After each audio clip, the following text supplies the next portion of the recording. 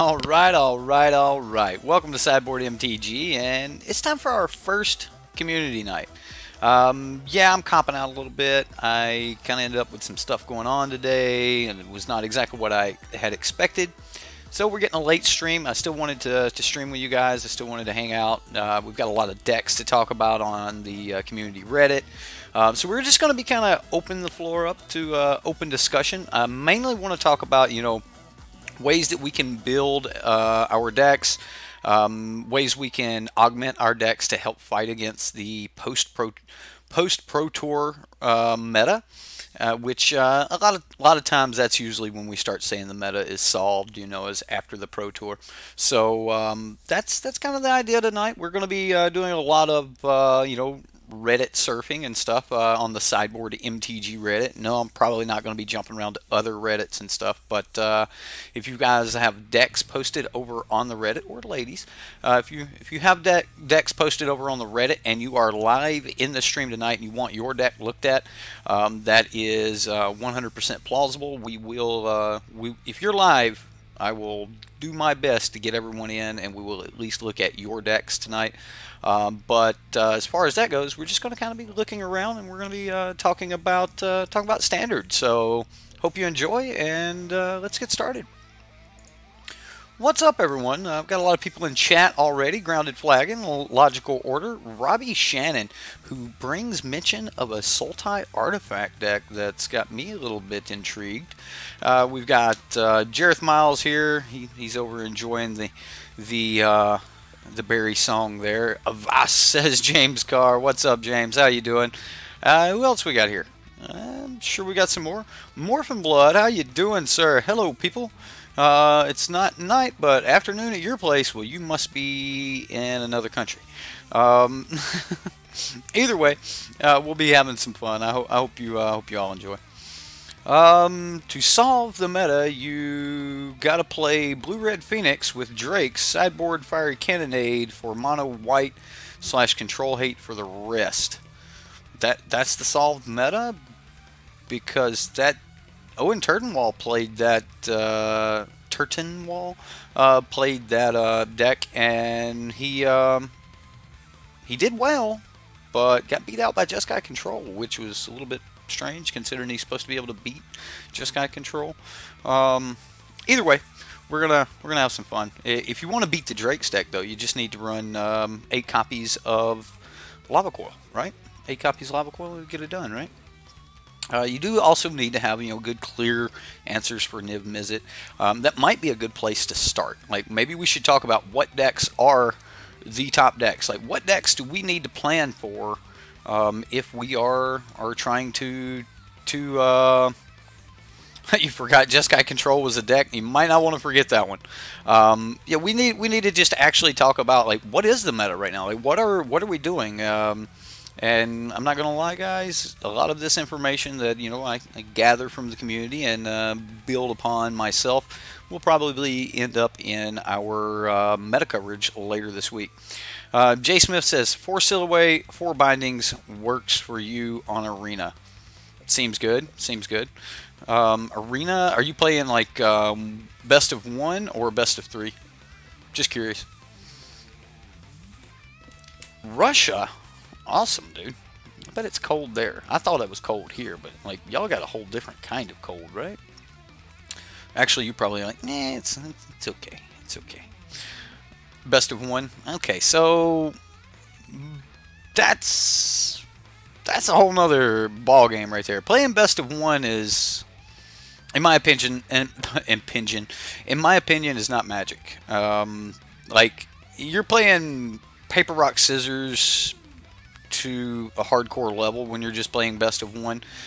Yes, this deck will beat that deck, but you gotta have those sideboards. Like, that's the whole reason we play best of 2, because to be able to build your deck main board to beat everything is it's a little much to ask. So I don't consider best of 1 Magic.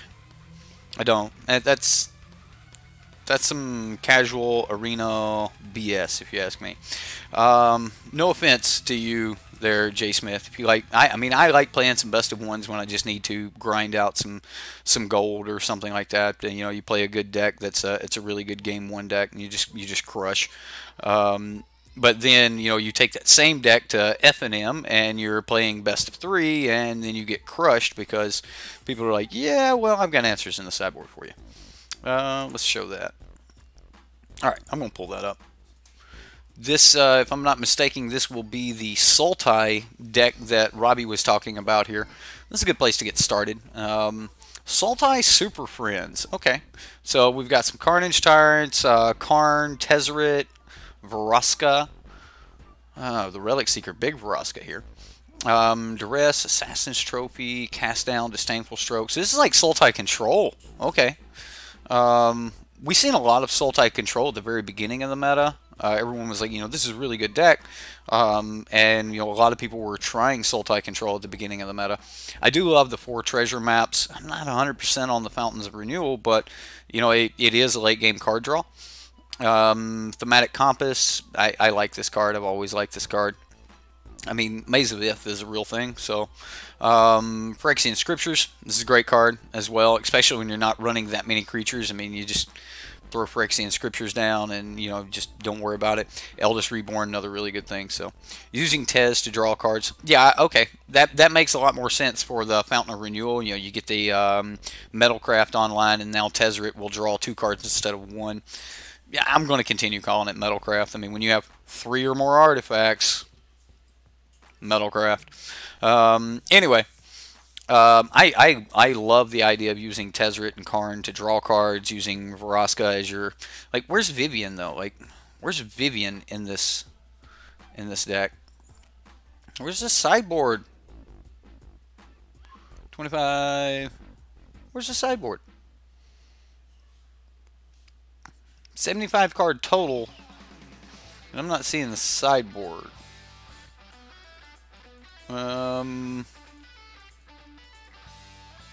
Looks to me like a lot of these spells are actually supposed to be on the sideboard.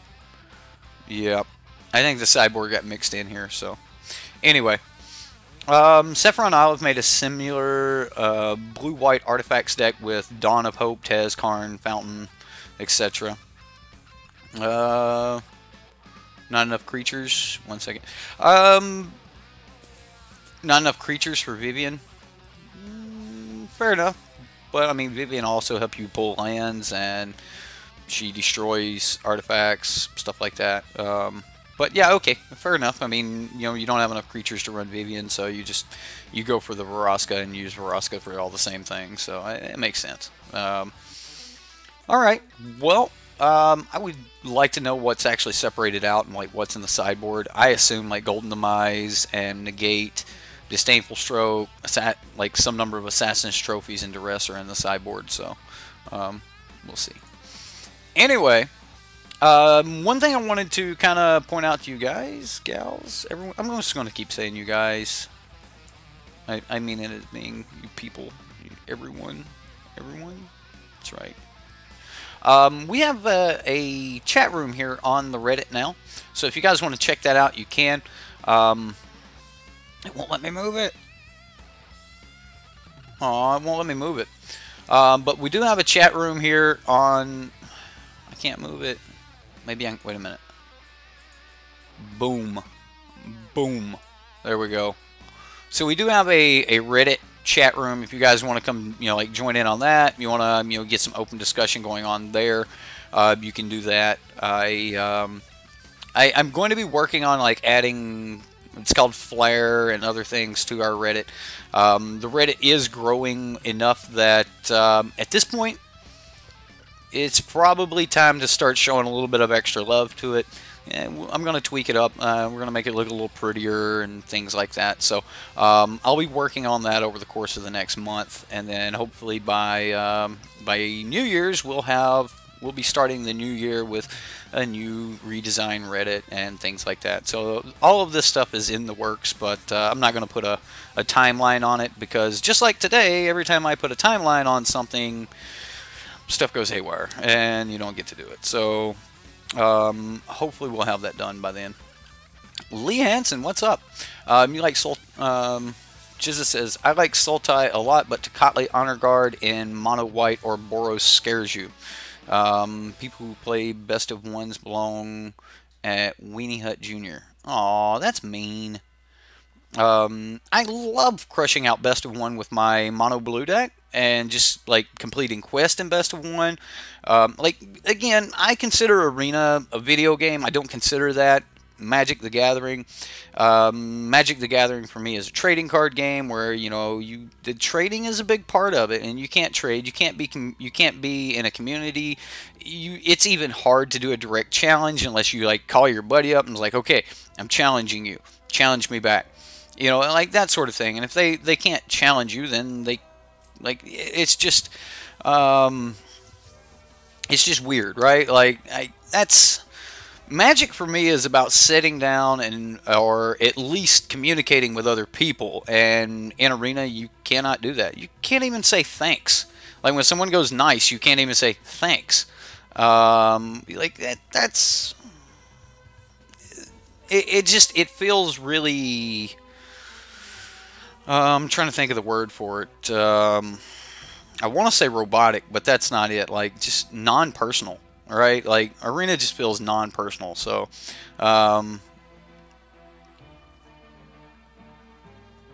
you can play best of 3 constructed. I know that you can play best of 3 constructed on Arena. Like, unless they've taken it out, you could, like, before last week. I haven't played Arena in over a week, so maybe we'll play some Arena towards the end of the night. I don't know. Sideboard's 2 Duress, 2 Carnage. Wow, the Carnage Tyrants are in the sideboard. Wow, okay. That's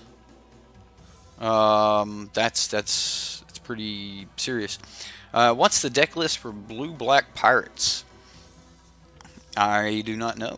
I know there's Blue-Black Pirates play second at your local PTQ.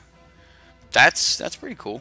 Blue-Red Phoenix placed first. That Blue-Red Phoenix would be my pick for my paper deck this season. If I was still playing in paper, that would definitely be my pick. It's the deck that feels really good to me. At the beginning of the meta, I would have been playing mono blue, and then as Blue-Red Phoenix, kind of adapted and stuff. Like when I played Yuya Watanabe's list, I just fell in love with the deck. I was like, man, this is where I want to be in Magic right now. Like this just feels great. Feels like I have good matchups and things. I mean, there's some bad matchups. They got a lot of lava coils, stuff like that. Then you might be in a little bit of trouble, but you're drawing cards, you're churning through your deck. The sheer velocity at which you go through your deck is exactly where I want to be in Magic. I just really love velocity in a deck. And for those of you that don't know what I mean by when I say velocity, I mean the ability to get through more cards in your deck. Most decks on average will only go through about 20 to 30 cards in an entire game. Some will not even get that far, especially if they're really fast decks. They just won't churn through the deck that fast. When you're playing decks that do not have the ability to churn through their deck, then you don't really get to get away with like one-ofs and things like that. So the more velocity you have at getting through your deck, the better off you are. Take for example one of my I started late tonight.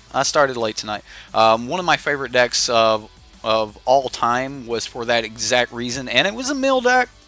Look, I don't like mill, but one of my favorite decks of all time was Michael Major's blue-red Sphinx's Tutelage deck. You had 4 copies of Dig Through Time, you had 4 copies of Treasure Cruise, and like the entire deck was about nothing but just churning through the deck. Like we're just gonna churn through the deck, and I'm gonna kill you by just churning through my deck. So you just got to just dig down through your deck. You got to play these like 2 of like Aether Spouts and stuff, which you could consistently hit your 1 and 2 of cards because you were going to see somewhere between like 70 and 80% of your deck in a given game, where other decks are only seeing 30 to 50% at best. So all right, you guys are throwing decks together. Gotcha. Dev did put out a red-black deck that we're gonna get to later this week. We've got the red-black mid-range deck. I did watch that deck tech, And like there was a couple discrepancies there that I need to go back and listen to again. I could have sworn that he said something about, you know, if your Phoenix gets binded by an Ixalan's binding, you just play another one. And I was like, I don't think so. Another discrepancy was like I heard him say something about Midnight Reaper drawing cards for tokens and stuff, and I was like, I got to go back and check this out and make sure I heard these things correct. But yeah. What would I consider the tier 1 decks right now? Ooh. Tier 1. Alright, so I get this question a lot, and I'm going to like answer your question by answering a different question first. What do I consider tier 1 in the first place? For me to consider a deck a tier 1 deck, I think the deck needs to have very few, like no more than one bad matchup. So the deck needs to have good matchups. You know, even after sideboarding and things like that, you need to have good matchups across the board. And I only think that there are 2, possibly 3 decks, period, right now that fit that description. That being the exact ones that you guys just mentioned. Golgari. I don't think Golgari has a bad matchup. Golgari's worst matchup is the Mirror. So yeah, Golgari midrange is by far the best deck in Standard right now. It is currently being hated on a lot by a lot of the other decks, and it doesn't matter. We did see that in what was it, Milwaukee, or no, I forget what it was. The one where Adrian Sullivan took his Jeskai Control to the finals and won with it. He was against the Golgari deck, and Jeskai Control versus Golgari, and that kind of sums it up for me. Like those are the 2 decks that I would pick as being tier 1, and looks like a lot of you guys are agreeing with that. No, I'm not starting at 12. I'm trying to get some in. Like we're gonna stream for a while. Like so we're gonna be live for a little bit. So if you guys want to join in, you got some conversation. We're just gonna talk about Magic. Again, some people like this video, some people don't. So you know, whatever. His Rakdos midrange versus Rakdos burn, sword point, and risk factor. First off, I don't like sword point. I don't like risk factor. I just don't like what the cards, like how restrictive the cards get at a certain point. Risk factor is better than sword point. I don't like sword point. Like every time I've ever played sword point diplomacy, they give me the cards that they can deal with, and then the cards they can't deal with, they just you know, take the 3 damage, and now they've dealt with them. So yeah, to make those particular cards, sword point diplomacy and risk factor work, you need a very fast deck that can apply enough pressure early that if they don't let you draw cards, then they just die. And then you want to be able to like follow up, because like when they get down to like 7 or less life, they're not going to want to let you, like, they're going to let you draw the cards, and you know, in certain situations that's not going to matter. A lot of people like running risk factor with cards like Frenzy, and I actually think Frenzy and risk factor are a little bit of a non-bow, because at that point I just let you draw the cards. Yeah, you fill your hand back up, but you can't cast them until you go ahead and spend 4 mana. So you know, it puts a lot of agency in your, you know, it gives your opponent a lot of agency there, and that's typically in the past, in history of Magic, giving your opponent the option to make the choices. The opponent, if they're a good player, are always going to pick what's best for them. So you're always going to get, you know, the second best option, right? So yeah, that's how I feel about those particular cards. So the meta could use Graveyard Hate. I don't even think the meta necessarily needs Graveyard Hate. Yeah, there's the Arclight Phoenixes, but like, I don't know, like, so what do we need? Like Grafdigger's Cage? Creatures can't like return from the graveyard to the battlefield, or do we need? I mean, because we have something that says they can't target cards in their graveyard, so that could be a thing. The meta needs more cowbell. Needs more cowbell. It always needs more cowbell. There you go. Lava Coil is good graveyard hate. Sentinel Totem. There you go. Sentinel Totem. They that'll wipe the graveyard. There's a couple of decent graveyard hate cards, but mostly you just need to answer their creatures in the proper way, and then go from there. I've actually beat a lot of the Izzet decks by just letting them, use their velocity, churn out, get their drakes, and then you're just like, okay, well, you spent all that work trying to get this drake back, and I'm just going to shock it, and now we'll move on to my turn. Moving on, Totem is a staple for you. Okay.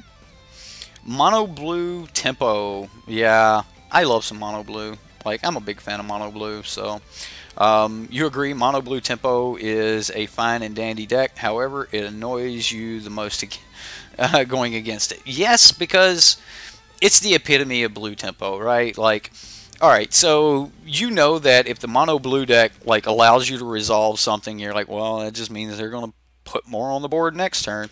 So I don't know. It's just mono blue is that's kind of where I want to be, but.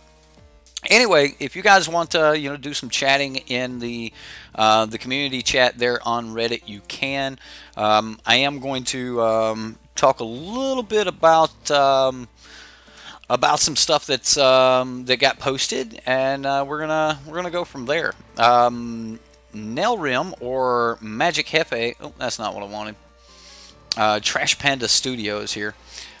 Nail has created a RNG deck, and if you guys want to check that out, I'm going to upvote this. I want everybody to be able to see this, so I'm going to upvote it as well. But he used Scryfall for a standard random generator. He ended up like flipping coins to decide whether the deck would be one color or monocolored or two-color deck, and then he used random generators to pull the cards that would be in it. He explains everything he did right here in the article. But if you guys want to check that out, please do. And right now it's getting a lot of votes, and there is a deck made there.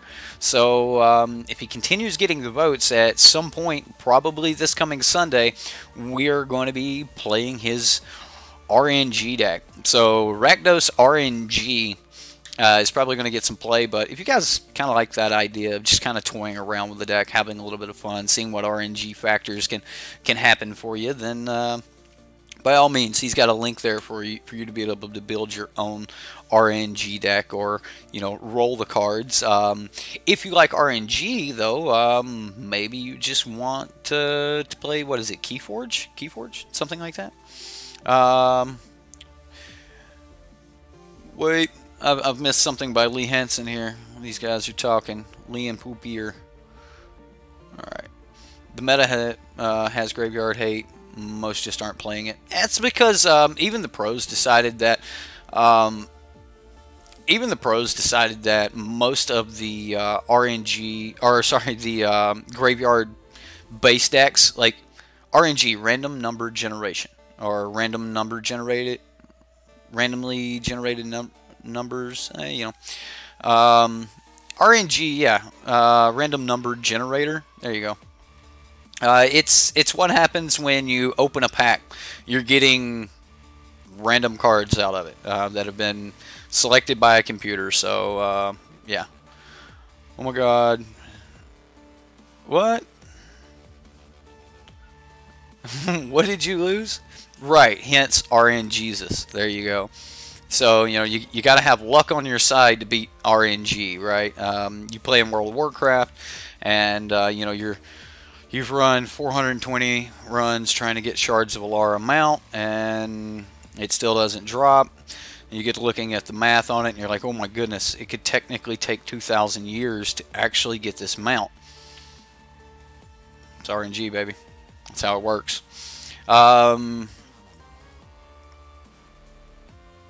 Only women are allowed to fake headaches. That's a double standard. That's a double standard. Whatever.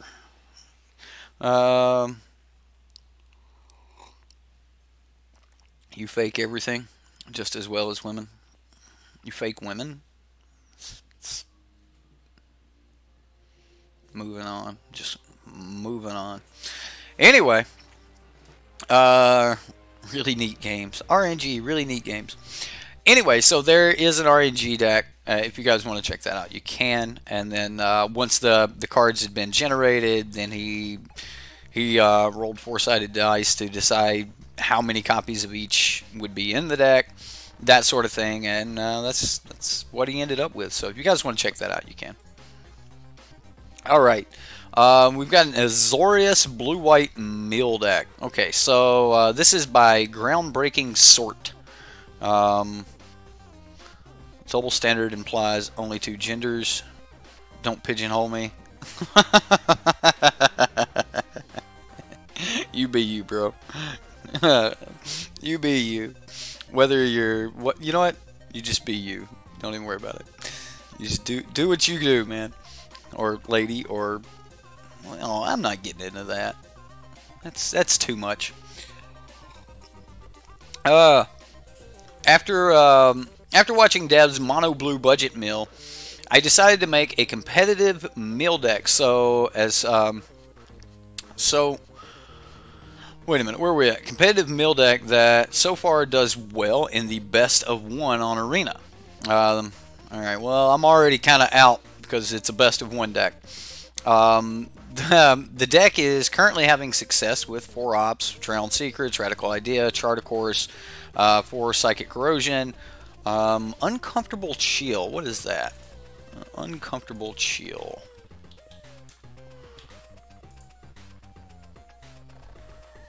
Gotta see what this is. Creatures your opponent control get -2, -0 until end of turn. Draw a card. Okay. We actually played a card very much like this. Matter of fact, I think it was pretty much the same card in the Sphinx's Tutelage deck that I had played in the past. So, yeah. I've also got this pulled up, so like at some point, if you guys want me to go over, like, you know, how I make layouts, things like that, you know, like I'm open for whatever you guys want to do tonight. Just gonna try to keep everything flowing though. So Uncomfortable Chill, 4 Sleep, 4 Ixalan's Binding, 4 Cleansing Nova, Lyra Dawnbringer, 24 lands. I know the deck isn't budget because of Lyra, but if you're on MTG Arena, then it's kind of budget because like there's like no real pricing on Arena. So I'm not even worried about the budget thing. It isn't as much of a control deck with Teferi, but you have a budget version and you can take Lyra out for more Uncomfortable Chill. Uncomfortable Chill is basically a blue fog that draws a card.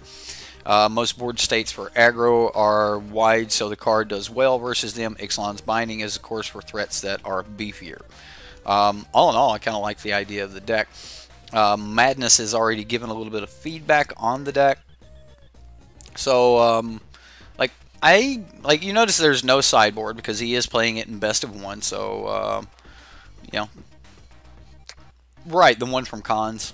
Exactly. I want to say the one from Cons had some other line of text to it that made it pretty relevant. I don't remember what it was, but I remember that we played a -2, -0 card. So anyway, a 1 of Lyra seems pretty odd. It does seem a little odd, right? Like he's like, okay, I just gotta have this extra way to kill things. I really like the 1 of, or I liked the Murmuring Mystic that we had in the sideboard of Dev's deck. I think that would be really good. Could be Teferi instead of Lyra. That's right. If you have Teferi, you could throw Teferi in there instead. What do you guys think that these mill decks, like, what are their worst matchups going to be, right? Like, just curious, like, your idea. I mean, my idea is, you know, your worst matchup against a mill deck is either going to be mono red or mono white, right? Like the fastest decks in the meta, those are going to be the ones that are going to be hard. Oh, did you guys hear? You guys hear his death throes in there, right? Oh man, Lincoln's screaming. His mom's trying to get him to go to bed right now. Mono Black Lantern Niv Mizzet sounds interesting. It does, Cameron. that's an Aliantrazi deck. I have tried to play Aliantrazi decks in the past, and I I don't do too well with him. Like Ali, he's got his he's his own beast, man. He can play, and he knows these lines of certain board states that he wants to create to be able to get these decks to fire off. I do think that his mono black nib deck is a little bit smoother than the Lich's Mastery deck that he had, the 5-color Lich's Mastery deck. I tried to play that deck. That deck was hard as hell to play, but yet he was like 4 winning leagues with it back to back and stuff like that. So I don't know. So straight up aggro is going to be Mill's worst nightmare. Okay. Well, I like the idea of splashing white in your mill deck if you are worried about aggro. Like if you're trying to increase your matchup versus aggro, I really like the idea of having some cards like Uncomfortable Chill and then bouncing into some Cleansing Novas and stuff later. Let's see if we can increase this a little bit more. I know you guys can't read like any of this, so. But Cleansing Nova is a really good way to get in there.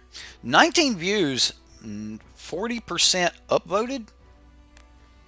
So if we've got 40% upvotes, then we've had approximately that many downvotes as well to get to 0.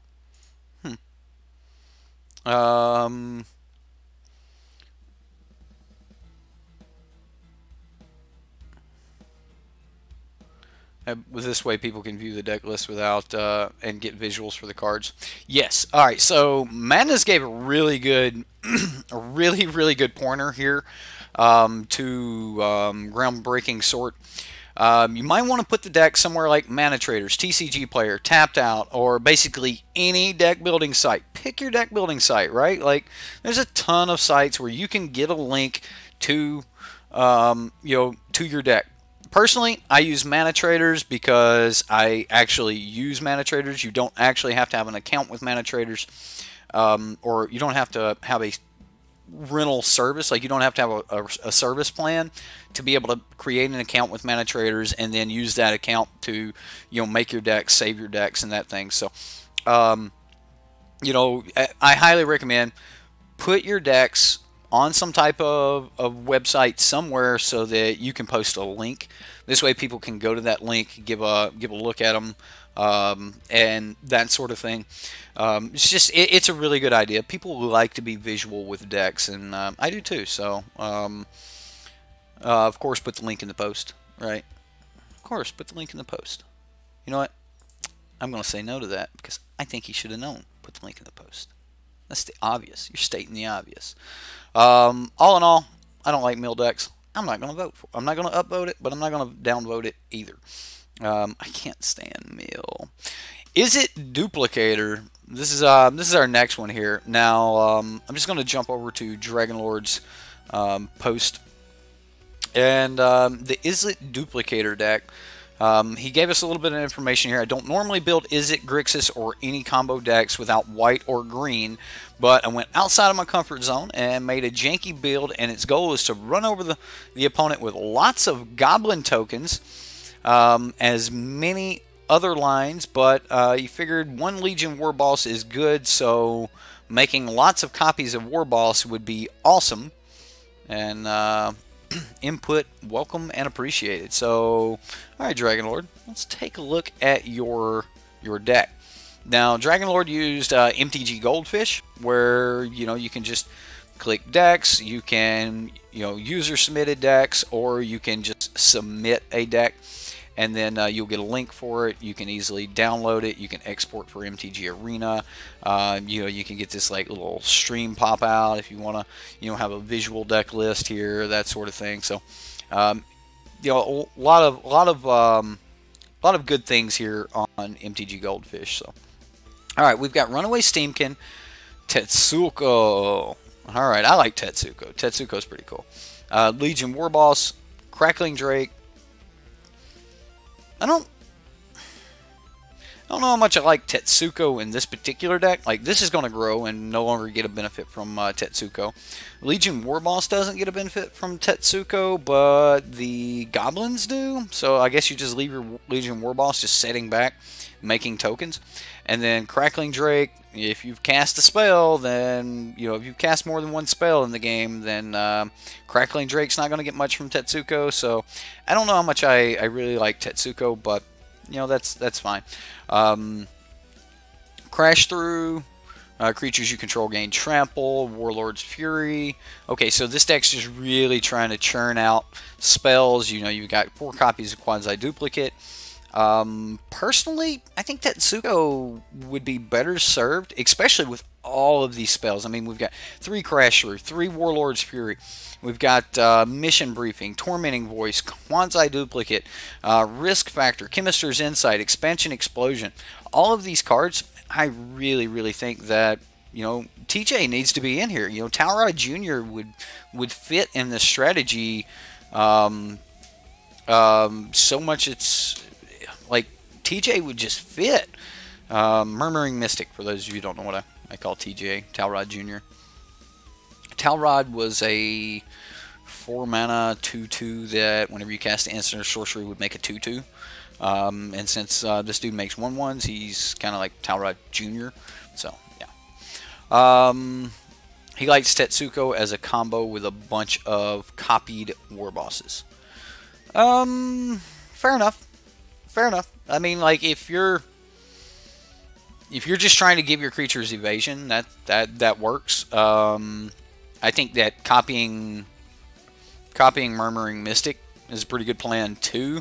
Doesn't come down as quickly as others, but should be 4 copies of Drakes. You don't. I would normally agree with you there, Rush, but even Adrian Sullivan and a lot of the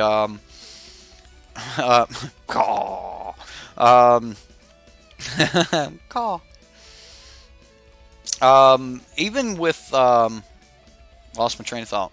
Lost it. It's gone. It's just gone. Gone. It's one of those days, guys. One of those days. Okay, yeah. If you're trying to give evasion, then the creature's just having flying. Isn't that natural evasion anyway? So, yeah. That's the power of the bird call. Right? Just blanks your mind. Call. Yeah, I don't know. Okay, so you want to make your little 1/1s on the ground be unblockable, then I think you'd be better off just making your little 1/1s, your little 1/1s, just make them fly. I mean, you're already giving them some evasion, so sleep gives better evasion. This is true. Like, there is a copy of sleep in the sideboard. I mean, he's got a copy of sleep. So, you know, in certain matchups, he could definitely do that. I mean, if you bring in Trash Master, then what do you're like dead set on pulling Tetsuko out of the deck, because like at that point you're just not going to be like ever getting anything in unblockable, unless you're like going to swing with your Runaway Steamkin and then like at instant speed, like after they can't block, before damage is dealt, pump this thing up to a 4/4, you know, maybe. I don't know. I doubt it. I do think that the deck's got a lot of velocity as far as being able to, you know, cast its spells and such, but you do need a ton of draw spells to maintain that velocity. Otherwise, you're running out of cards in hand. A Warlord's Fury is going to give you a card. Crash Through is going to give you a card. So these are kind of like neutral as far as that goes. They're also red, so you can cast these spells, you know, ramp up that Runaway Steamkin, keep casting spells, casting, you know, keep pulling the mana off of your Runaway Steamkin. So there's some options there. But all in all, like, if I had to say that I would make any change to this deck whatsoever, I think I would drop Tetsuko, and I think there'd be some number of Murmuring Mystics in the deck. He does have like Demanding Dragons in the sideboard, things like that. You're only running 23 land, so bringing in the 5-drop, maybe, maybe not. I don't know. What's up, Jack? Yes, Rush is here. He's calling for you there. Um,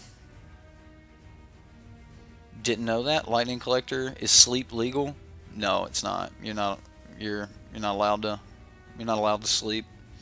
Sleep is not legal.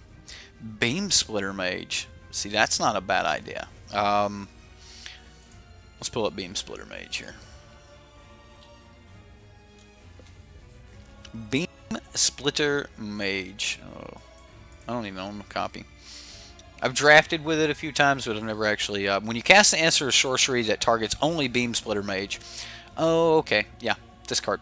If you control one or more other creatures that could get targeted by that spell, copy it. So let's go look at what could be copied by beam splitter, right? Okay, so it has to target a creature we control.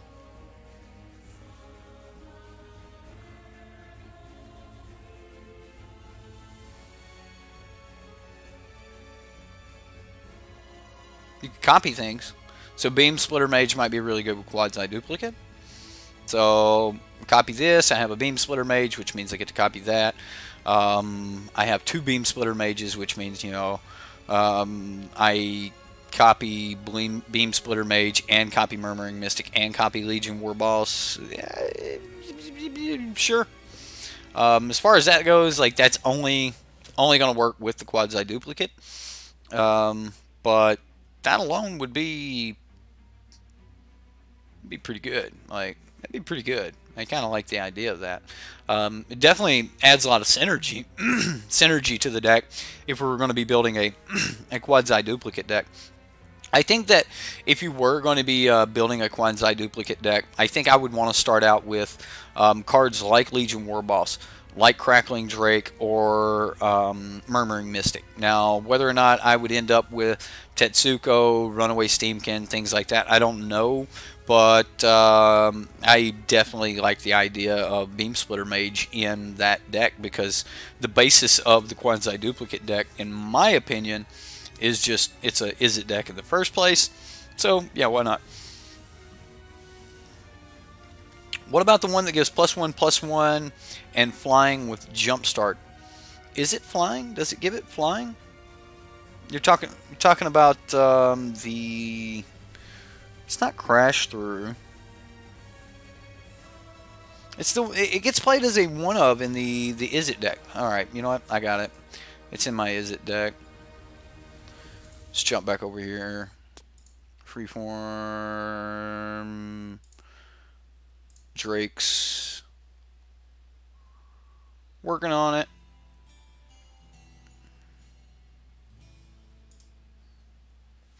Oh, magic. There we go. Maximum velocity. There you go. Target creature gets +1/+1 and gains haste until end of turn jumpstart. Is that what you're talking about? Or maximum altitude. Okay, maximum altitude. There you go. +1/+1 and flying. Okay. This just gives haste. That's why we're playing it in the Drake's deck, because you know you get to pull this Drake late game after you've got 10, 15 spells in the graveyard, and then you're just like, bam, maximize velocity on my Crackling Drake, crack you for lethal, moving on. So yeah, I like those decks, or those cards. Those cards would be really good. So, especially if you're copying things like Crackling Drake or Enigma Drake, something like that. Yeah, that seems like a really good way to just end a game. So, yeah, I kind of like that idea. So should we give some feedback on the Izzet Duplicator deck? Other than, I like the idea of the deck.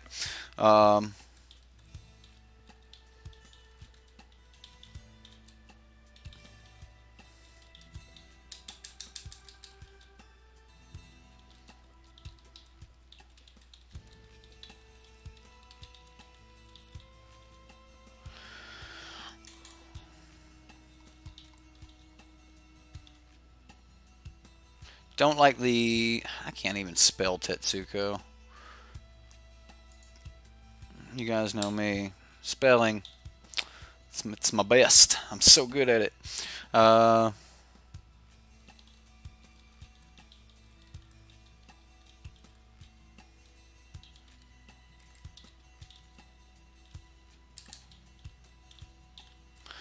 All right.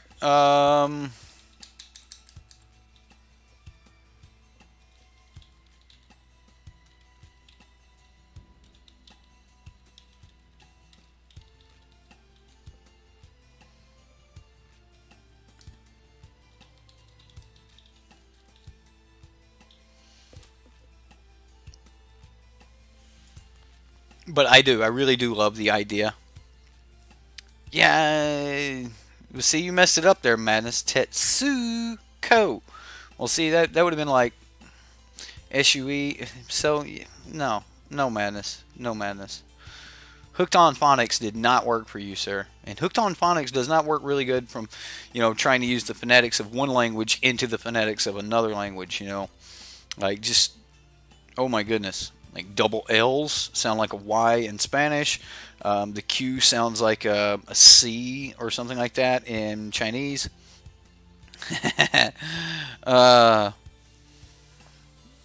Anyway, spelling. I got it. We're good. We're good. Just Google how to spell it, right? By the way, you're a new sub. Love the channel. Well, thanks, Lightning. I appreciate that. This is not one of your normal streams that we would normally be doing, but I hope you enjoy the stream anyway. And I try to do a lot of different streams, so sometimes I'm going to be doing some streams that some of you are going to like, some of you are not going to like, and then like, just skip it. Just go to the next stream. If you don't like a particular stream because of the topic or the idea, then there'll be one later that week that'll be right up your alley. We do some Spike decks, we do some Johnny decks, and some Timmy decks. And if you're a Rudy fan, you do not like the idea of being called a Timmy because you like to play big creatures, but that's a Mark Rosewater thing, okay? Like, I'm not changing it. Anyway, the International Phonetic Alphabet. Okay.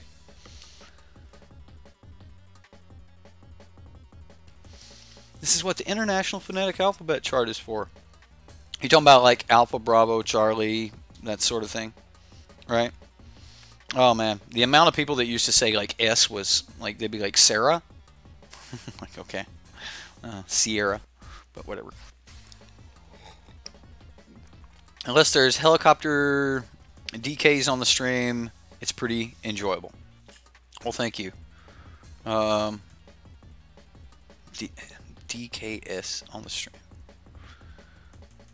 I don't even know what that. I don't even know what that is.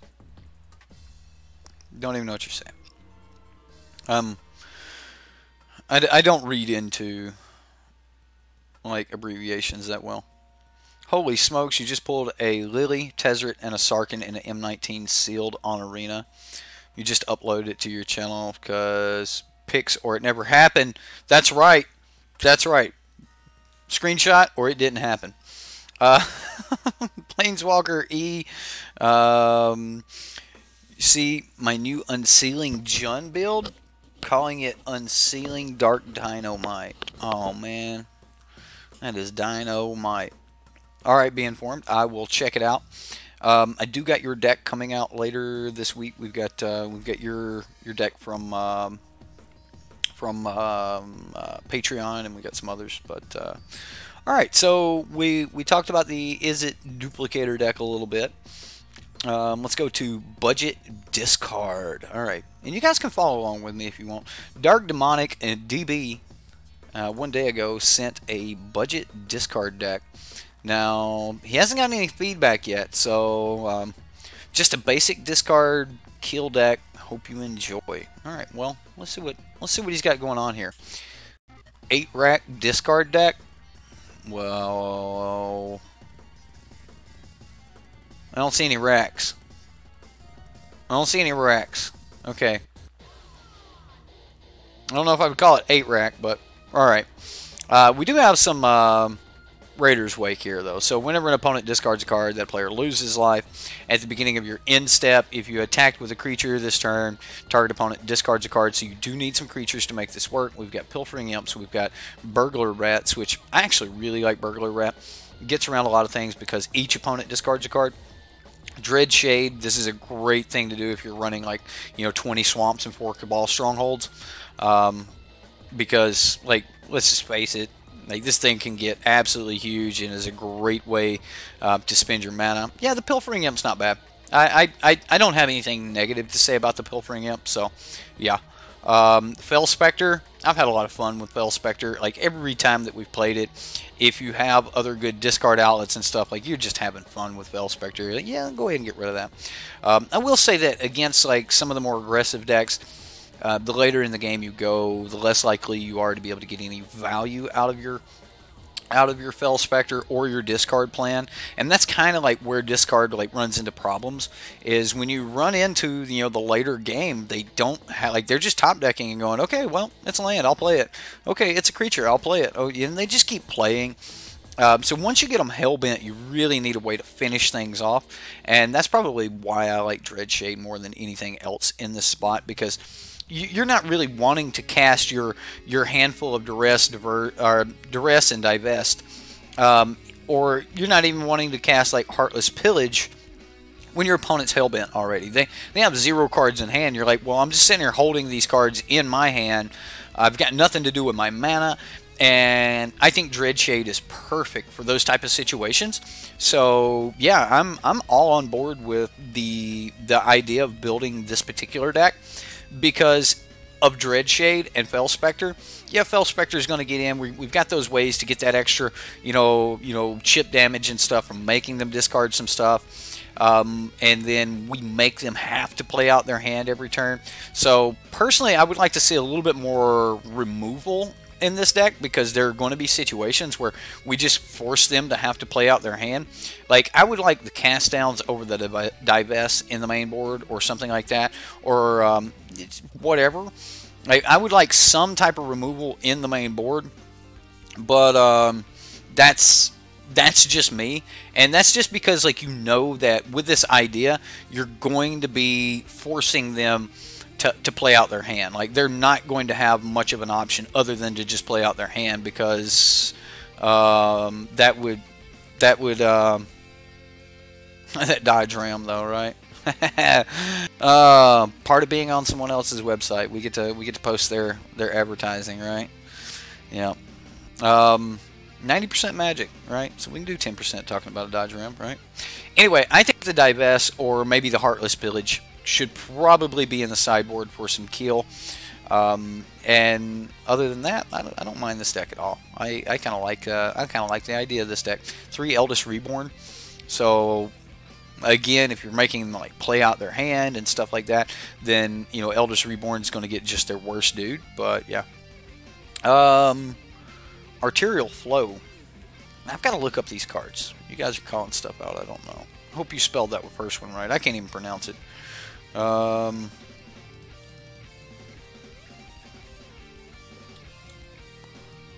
See if I spelled it right. Ooh, the empty one. Okay. When Urgoros, the empty one deals combat damage to a player. That player discards a card at random. If that player can't, you draw a card. Hell yeah. I like the idea of that. Man, that art is sweet. Like, his head and his dragon's head, or whatever that creature is, his flying demon. This is a pretty, like, if nothing else, I am sold on the art. Like, that art is wicked. Maybe the flying creature that he has is just an embodiment of himself, right? Man, the card's butt. Well, we're talking about some other. I don't know. It is a 4/3 for 6 mana, which that part alone is a little bit weak. But man, 10 of 10 art deck next stream. We're just gonna do like the best arts. Man, that would take forever. I love Magic the Gathering for its art. Like, I love playing Magic the Gathering, but I love looking at some of these arts and stuff like that. Like, it's just like, what kind of day was the artist having when they drew up this idea. Like, what had they been watching? What had they been playing? Like, it almost looks like there's some Diablo-esque, you know, like shapes in there, but yet there's some like Batman shapes. Like the entire head of the creature looks kind of like a bat signal. Like, I don't know. It's just you just get a slight glimpse at someone's, like, clearly they were having a bad day. But then again, like, they were having to draw this dark specter, but yet they put a lot of light colors and bright colors in it. So maybe they were having a good day, you know? Like, I don't know. I don't know.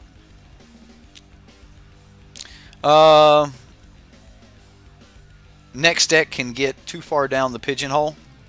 No, man, I'm just chilling. I am not caring a lot about pace and moving on unless someone's like, Sideboard MTG, this is my deck, check out my deck, which that'll start now. So there you go. I'll move things on along with that statement. There's a blue 4/3 4/6 that's fringe playable. Dream Eater. It's fringe playable, right? What was the other card you mentioned? It was this one and another. What was the other card? Where'd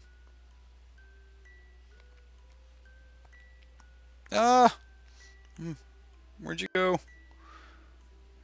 Arterial Flow. All right.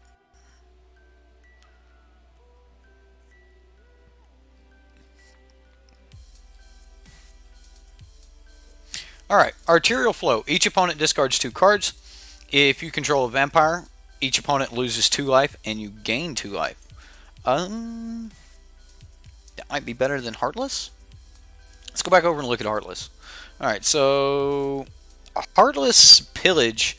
Alright, so we're in mono black, so the double black just doesn't mean anything. Like, we can cast double black, this is not a problem. So I'm not even worried about the casting cost. So for 3 mana, we can either make them discard 2 cards. If you attack with a creature this turn, you get to ramp. I actually probably would like Arterial Flow better than Heartless Pillage. Arterial Flow. Yeah, I mean, it's still each opponent's going to discard 2 cards. Do we have the option of controlling a vampire? Do we have any vampires? No vampire. No vampire. No vampire. No vampire. Alright, so then Heartless Pillage is technically better because you're never going to get Arterial Flow to work.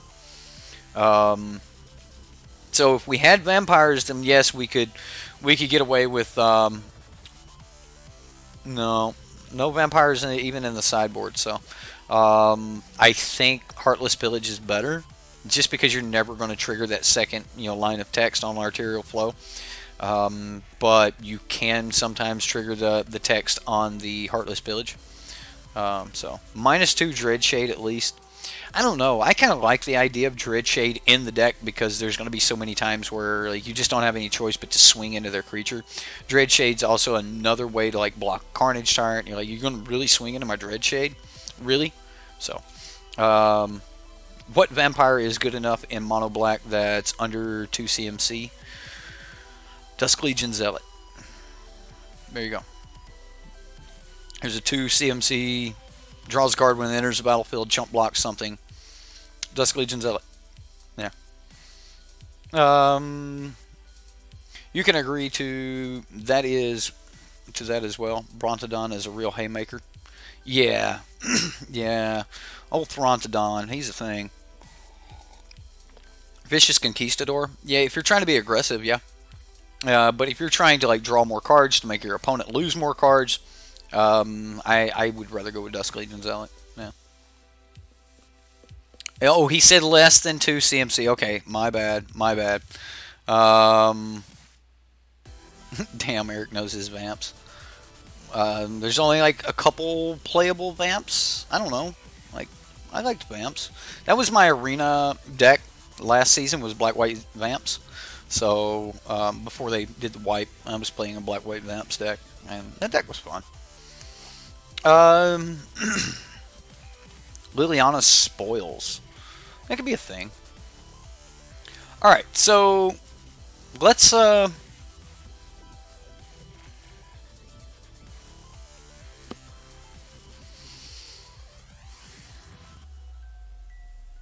I don't know what all to type. I don't know what to tell Dark Demonic here. Like, what do we tell him? Like, what do we say? Like, how could you like give advice or feedback on the deck other than sweet deck, man, like it. I think there's a little too vicious rumors. Deals 1 damage to each opponent. Each opponent discards a card, then puts the top card of their library into their graveyard. You gain a life. Well, I'll be damned. I didn't know that card existed. I mean, they get to choose which card they get rid of, so it's bad on that aspect. But when you're just wanting to make them get rid of cards. Okay, so I got it.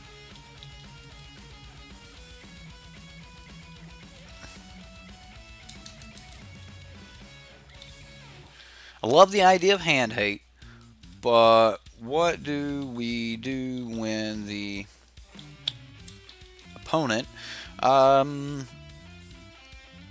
gets hellbent and has no cards in hand, and we have a hand full of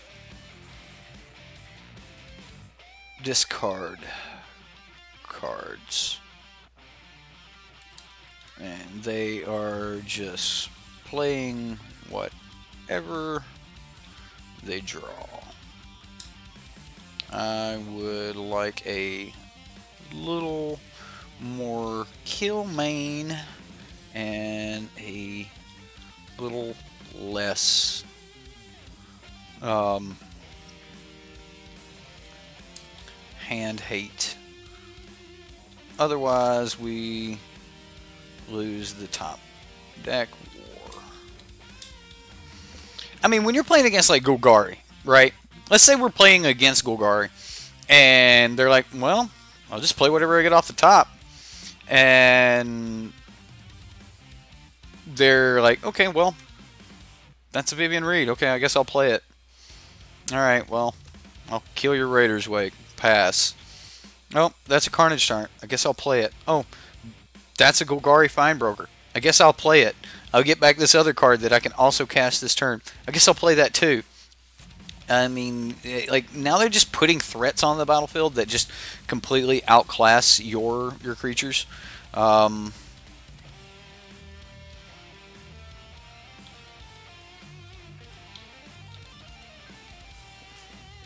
Chupacabra could be good here. Yeah.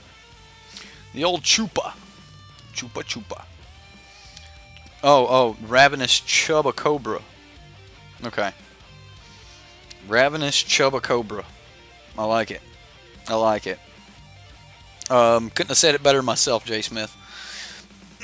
Replace half the discard with removal then? That's what I would do. Like,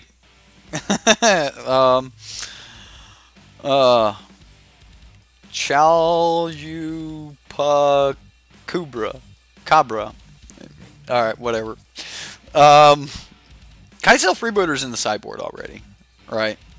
Like, I like Kitesail Freebooter, especially when you're going to have some discard to, like, rip apart the rest of their hand. So you get to, like, you pull some cards with, you know, you pull whatever they could play, like, turn 3 or 4. The problem is you run up against, like, a Golgari deck that doesn't have a lot of cards in the sideboard, and, or a lot of, doesn't have a lot of, cards in the sideboard. It doesn't have a lot of, like, non-creature spells, right? Y'all are still wrong. That is so not how you spell Chupacabra. Oh my goodness.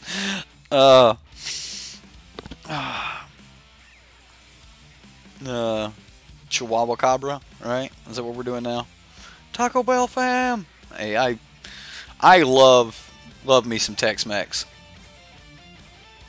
Was he running Thought Erasure? No, he doesn't have any blue. It's a mono black deck, no Thought Erasures. Chupacabra. James Carr spelled it right. Thank you, James. Thank you. Thanks for the reply. You got to go get 5 hours of sleep. You blame me? Well, I blame me for you getting sleep. That's right. You go to sleep. Bored you to death, and now you're just going to go pass out. That's how it's going to work, right?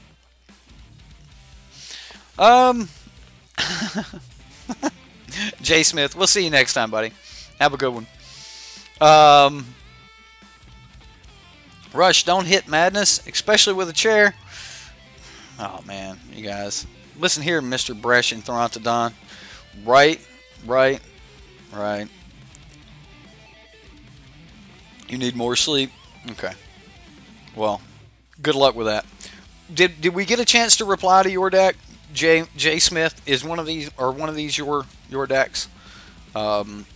Because if you have a deck, you were here, I will go ahead and pull it up and we'll look at it and see if we can steal another 30 minutes of your sleep. I'm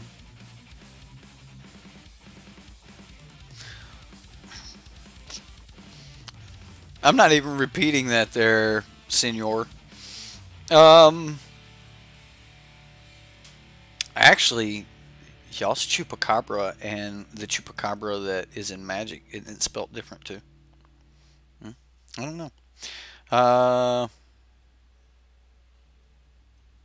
You just net deck? Ain't nothing wrong with that. I mean, 60% of our meta net decks. So. Oh, Barry Drake, he's got jokes. Rush can't hit madness with a chair. Fling's out of standard. And he would, and madness would be too fast for a thud. Right? That's sorcery speed. Alright, we're going to move on to a Dimir Reanimator deck that is has been posted for some sub-Sunday action. Dark Demonic has given a little feedback here. Is this a Boneyard Parlay deck that capitalizes on reanimated big creatures, and there's a small combo of Direfleet, Ravager, and Torgar the Famine Incarnate? Oh, this is Dark Demonic's deck. Okay, so another deck by Dark Demonic. Some people are posting a lot of decks. Alright, we've got Stitcher Supplier, we've got House Guildmage. Target creature doesn't untap during its controller's next untap step. You can pay 3 mana to surveil 2. I'm not a fan of the Guildmage. Tomb Robber, discard a card, it'll explore. Trading a card, like, so would you run a card that said 1 mana, put a 1/1 counter on target creature you control? Maybe put a 1/1 counter on target creature you control. Would you run that? Because, excuse me.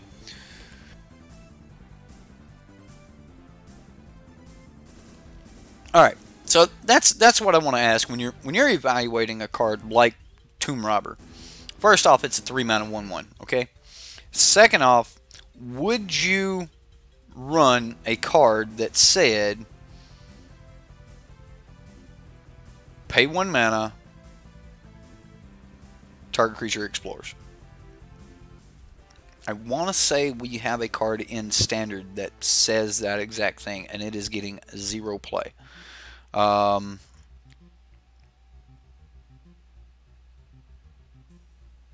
Okay, James. I will definitely look at it. What's the name of your deck? And if you would put the @sideboard MTG thing up there again. Sometimes chat moves quick. But I wouldn't run this card. I just wouldn't. So first off, I don't like Tomb Robber. I just don't. I think the card is just bad. I think that if you want to run this style of card, and he may have it in here, he does not. It's the little 1 mana.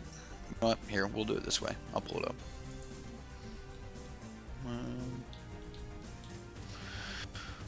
It's a little 1 mana black card that you have to eat. Yeah, there we go. Deadeye Tracker. All right, so this is better because it's not going to cost you a card from your hand, right?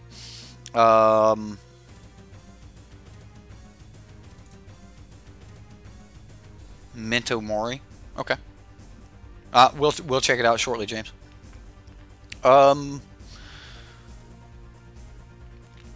Undercity Necrolist is very strong and limited. Don't know about Constructed though. Memento Mori. You love that card. There's a spell for 1 green that makes target creature explore. Yes, there is. Enter the unknown. Target creature explores. You may play an additional land this turn. So it's slightly better than the card that I just described as being a hypothetical card. So this is better than that, and we still wouldn't run it. At least the other one would be instant speed, but it's only this creature explores, not target creature explores. So I'm not really big on that type of card. I think that if you wanted to run, you know, a 1/1 that has the opportunity to explore, you don't want to be discarding cards. Now there is some synergy, and I don't want to overlook it because I know someone's going to like hit me for that.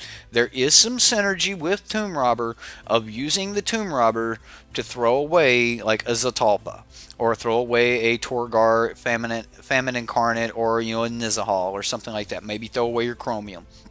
So there is some type of synergy there, but I don't know if that's really where I would want to be. I mean, I would rather just have cards like I would rather just naturally get them into my graveyard with, you know, Stitcher Suppliers and things of that nature.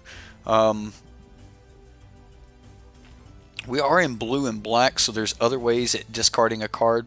Like, I would rather have some jumpstart cards like Chemist's Insight and Radical Idea. These are great ways to throw cards from your hand into your graveyard, because at that point you have basically, Radical Idea is, I want you guys to like look at Radical Idea in a little bit of a different way, right? We just lost the pay 2 mana cycle ability on tons of our cards, right? Like, we had a lot of, you know, cycling cards in Standard. We lost that, but then we got Radical Idea, right? And Radical Idea basically says exactly that. If you have already cast a Radical Idea, you have these Radical Ideas in your graveyard. Now, any card that later down the line you don't want has pay 1 blue, 1 colorless, explore. Or not explore, but cycle. Just trade it out, get the next card, and you're actually even casting a spell. So, yes, it could be countered, but I mean, if they're wasting a counter on you throwing away a land and casting a Radical Idea, then your land just went into discard that negate, dude, and tap 2 mana, right? Like, that, you're still winning in that exchange. So that's where I would be. So I don't think we need cards like Grave Robber or Tomb Robber to be able to get rid of cards from our hand, especially when we have Radical Ideas and Chemist's Insights and stuff. So, love some Connive Concoct. Like, this is exactly like what I would be thinking about if I was trying to build. Stream froze. What?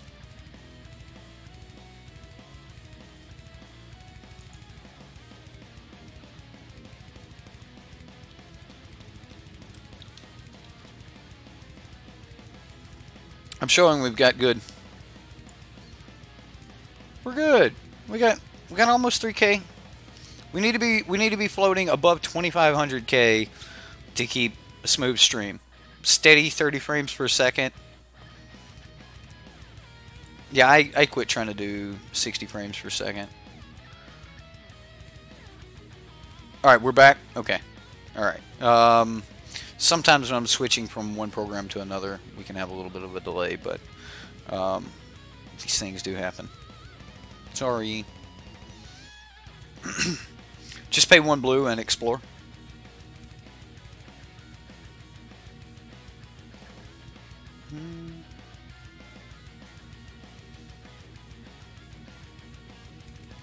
It almost didn't load. Wow. Alright, well, I'll keep an eye on it. In Standard, Snitcher's Supplier is bad. Explore and Surveil let you choose what you bin and what you draw. See, I like that. And you can add Jumpstart to that as well. So Surveil lets you pick, Explore lets you pick, and Jumpstart lets you pick what you throw away from your hand. So all of these things are pretty good. Tostin says, Gruesome Menagerie, Vicious Offering, Necrotic Womb, Immortal Folly. I'm definitely a fan of Immortal Folly. Okay, so I don't like House Guildmage or Tomb Robber. I think that you could get away with some...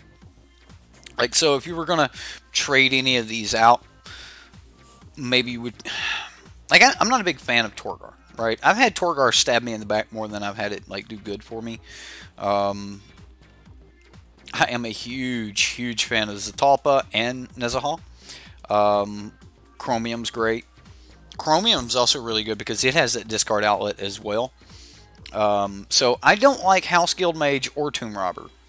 A Boneyard Parlay as a 3-up seems a little bit difficult for me. Like that seems a little much. Remember, like, so look at this deck and look at how it's going to lay out, right? Like, if you're going to play this deck out and you're going to play the curve, you're going to be like turn 1 Stitcher Supplier, turn 2 House Guild Mage, Direfleet Ravager loses a third of his or her life rounded up. I mean, that's just...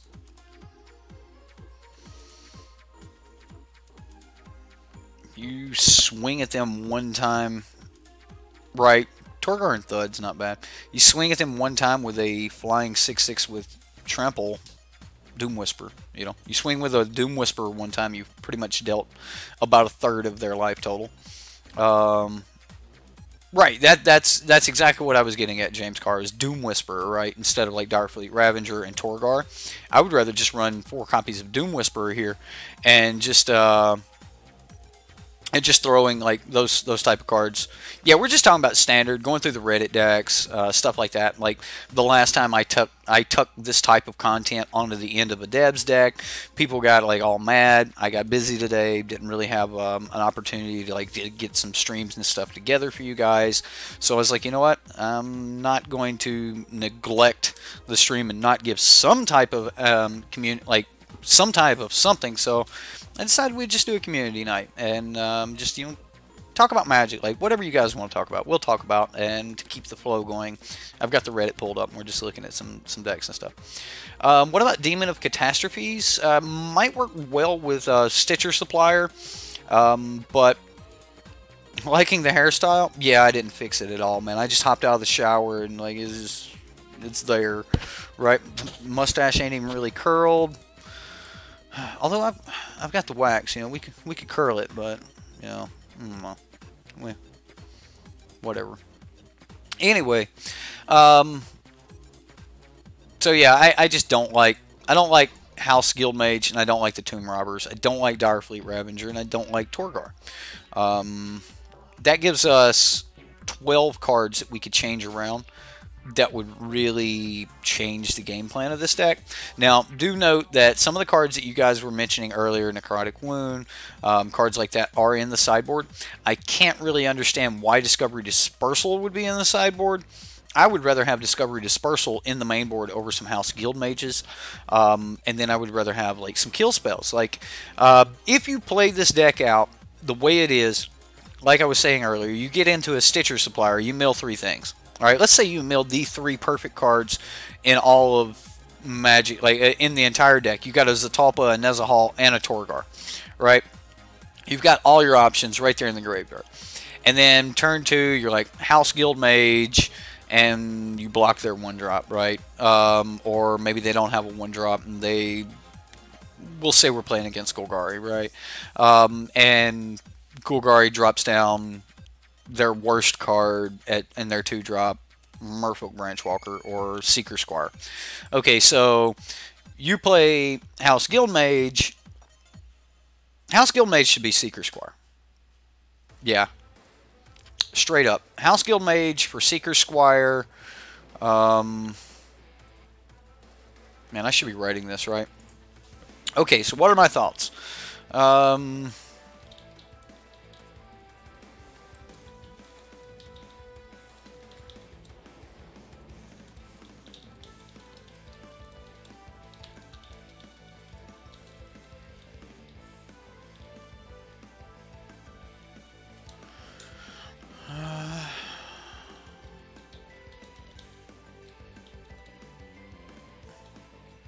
House Guild Mage for Seeker Squire. What was the other card I didn't like? All right, so the other card is Tomb Robber. Yes.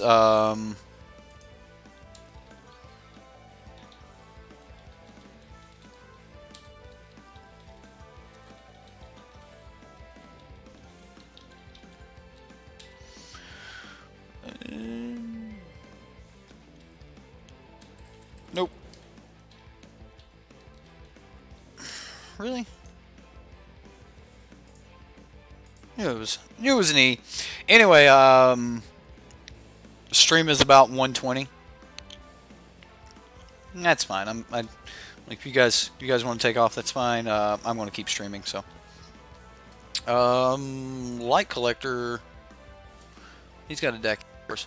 Anyway, it's a bad card despite.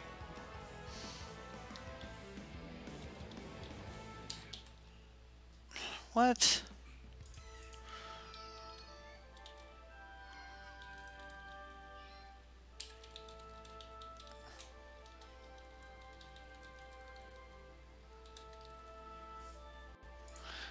Not a fan of Direfleet or Torgar.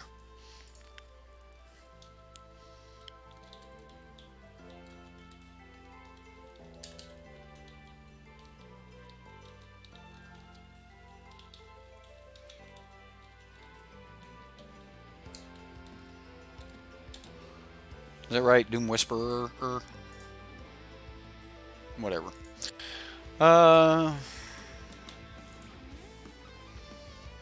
Could just be Doom Whisperers.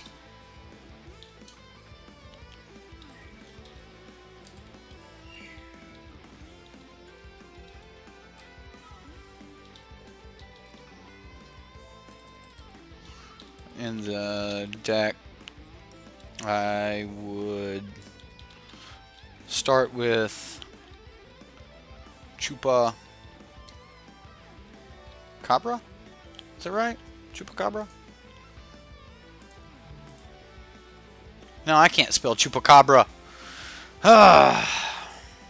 Whatever. I'm going to post it. Anyway, 36 views, 60 upvotes, and he's only got 1 upvote. I like the idea of the deck. Love Connive, Concoct, that sort of thing. But that's about all the feedback I'm going to give on this particular deck. I think that you probably have one too many copies of Boneyard Parlay. His card's going to be a little bit hard to cast. So yeah, call him Chupe Chupe. All right, yeah, old Chupe Chupe. I like that. I can get behind that. I like Dream Eater. I like Ritual of Soot. Mausoleum Secrets. You better need something like a particular card real bad to be running 3 copies of Mausoleum Secrets. Plus, it's only going to go get a black card, so you're not going to be able to search up as a top. You're not going to be able to search up, you can't, like, you have to have so many creatures in the graveyard to be able to search up this 9 converted mana cost card like Connive Concoct. So, I don't think that Mausoleum Secrets is, like, that great. Because anywhere other than on the stack, this is 9 converted mana cost, right? Like, now if you're casting it, then it's whatever side of it that you're casting, but I don't think that I would want Mausoleum Secrets because the sheer number of creatures you would need in the graveyard to be able to make this work would just be difficult. It would be difficult. So, yeah, Mausoleum Secrets, like, this is a complete, like, I would just sweep this card out of the sideboard, just wouldn't run it. Discovery Dispersal, I would either probably be running it main board or I just wouldn't run it at all either. So, Choop Choop, like Toot Toot with Choop Choop. Okay, alright. Chupe Chupe. I like Chupe Chupe. Anyway, we're gonna move on.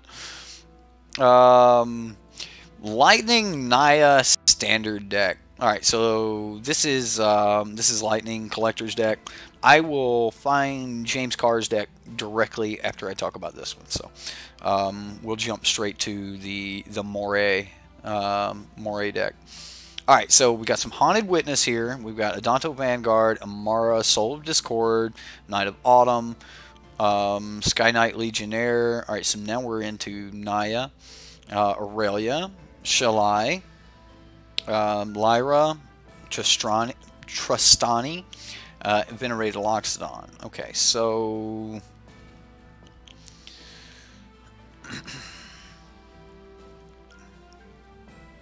we do have 2 copies of History of Naya. Why only 2? Like, why not all 4? This card's so good. Like, you just win games right off the back of this card. Like,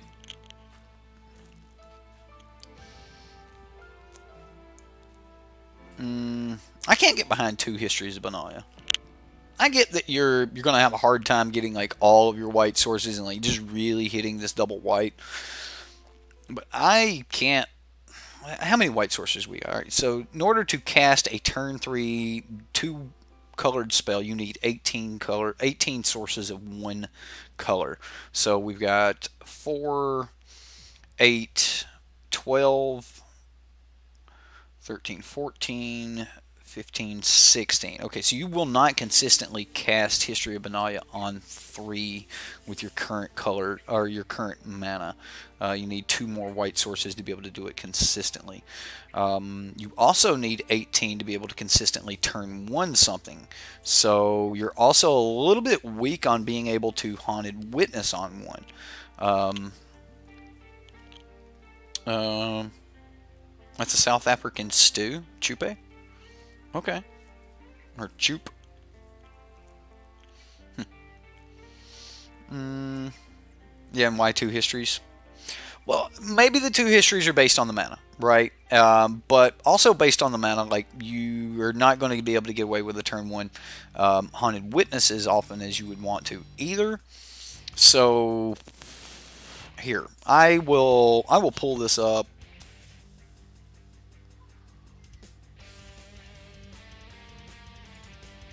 We've got this great article that was printed not too long ago by Frank Karsten, and it gives us, like, we went over this. To be able to cast a Goblin Guide in a 60-card deck, you need 14 of a source to be able to consistently cast it on curve 90% of the time. Okay, so you only need 14, so you can get that one off. But to be able to cast Liliana of the Veil, which is color 1, you need 18 of that source to be able to consistently cast it. So, like with this little, like this is a great little guide. And if you guys don't know about this article, go ahead and like bookmark this. You'll thank me later. Yeah, just click that, bookmark this. And when you get ready to start building your mana bases and stuff, just use it as a reference.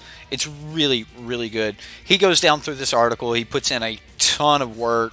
You know, pulls up the numbers. We have charts. We've got all of this other stuff. So, you know, that sort of thing. So, all right. So, fair enough. Fair enough. Like, if it's just a money thing and you can't play it because you just don't have it. All right, fair enough. That I can 100% get behind that because I'm there with you, man. Like, there's certain decks I just can't play in paper because I just don't have them. I just don't have the cards. Haunted Witness.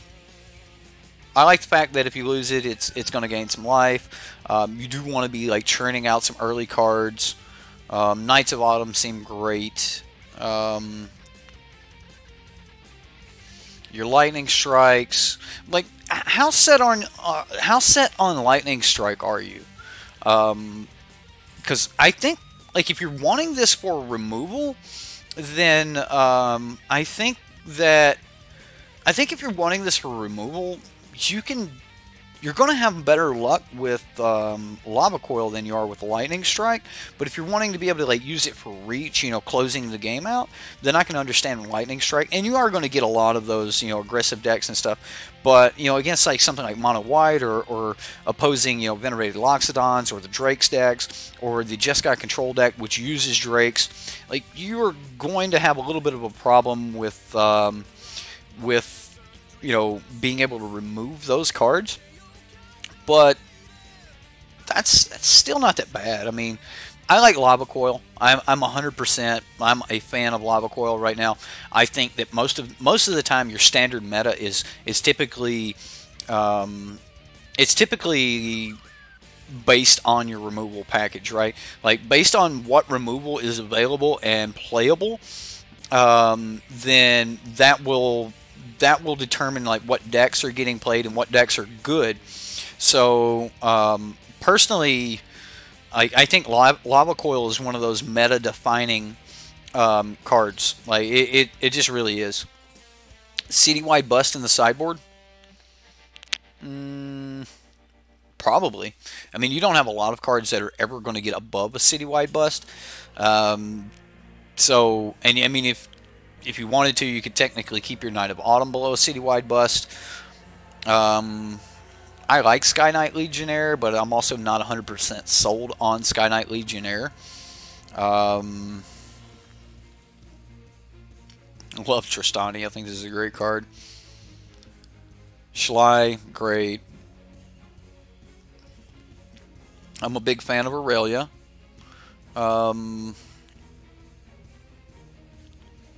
Sky Knight Legionnaire seems a little bit out of place. It is a knight though, so I see the obvious synergies there. It's also a red-white card, which synergizes with Aurelia a little bit. Being able to get both the Vigilance and the Trample off of Aurelia is not bad. I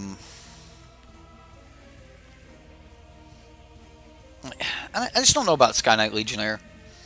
You're not going to be doing a lot against like a Drake or Niv Mizzet or anything like that.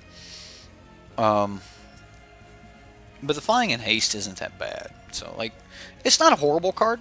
It's just there's probably better options available. Like I would almost just rather run more Knights of Autumn, just to destroy opposing, like History of Analias and Conclave Tribunals and things like that. Love the Conclave Tribunals in this deck. Like I like a lot of what you've got going on here, and if I don't know if I still have it. Yeah, if we go look at the Boros Core, which you're really, really close to, if we look at the Boros Core, we've got Dauntless Bodyguard as the 1-drops, we've got Healer's Hulk as the 1-drops.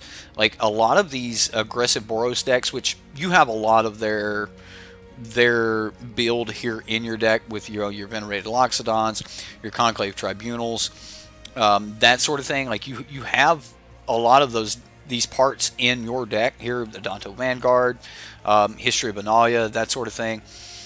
So like, I don't like Haunted Witness, and I'm not really good sold on Sky Knight Legionnaire. I know a lot of other people might be. Let's jump back over here. Like if you really think about this deck a little bit more here, Amara's Soul of Discord. Like I like the idea of this because it's giving you the soldier tokens, because like this is just one of those cards you just want to keep turning sideways with your convoke, abilities and things like that. Haunted Witness may be better served as the bodyguard, right? This way you can like protect your Amaras or something like that. I also think you can get away with playing 3 of Amara, right? I don't think you really want 4 copies of Amara, so that would open you up another spot. I would probably, one of the first things I would probably do is drop down to 3 Amaras. When we were seeing the green-white tokens decks and things like that, we seen a ton of Amara's getting played, but no one was really getting above 3 copies of Amara.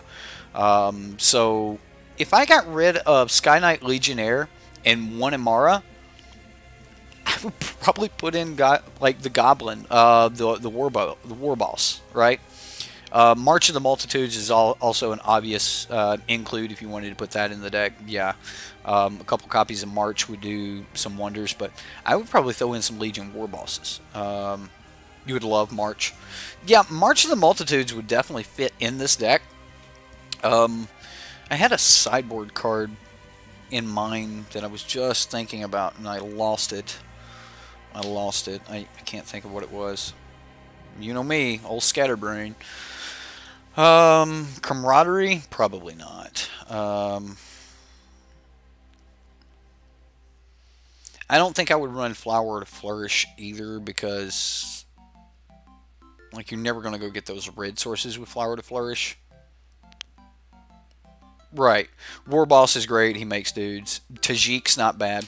No, no, Tajik is not bad at all because Tajik's going to save you from board wrath, right? Damage-based board wrath, like you lose Tajik, you don't lose anything else, and then they're like, man, that sucks. Can you imagine if Tajik had flash? Ooh. Man, that would be great. Side in ethereal armor. Oh my goodness, get out of here with that. Yeah, Tajik is great.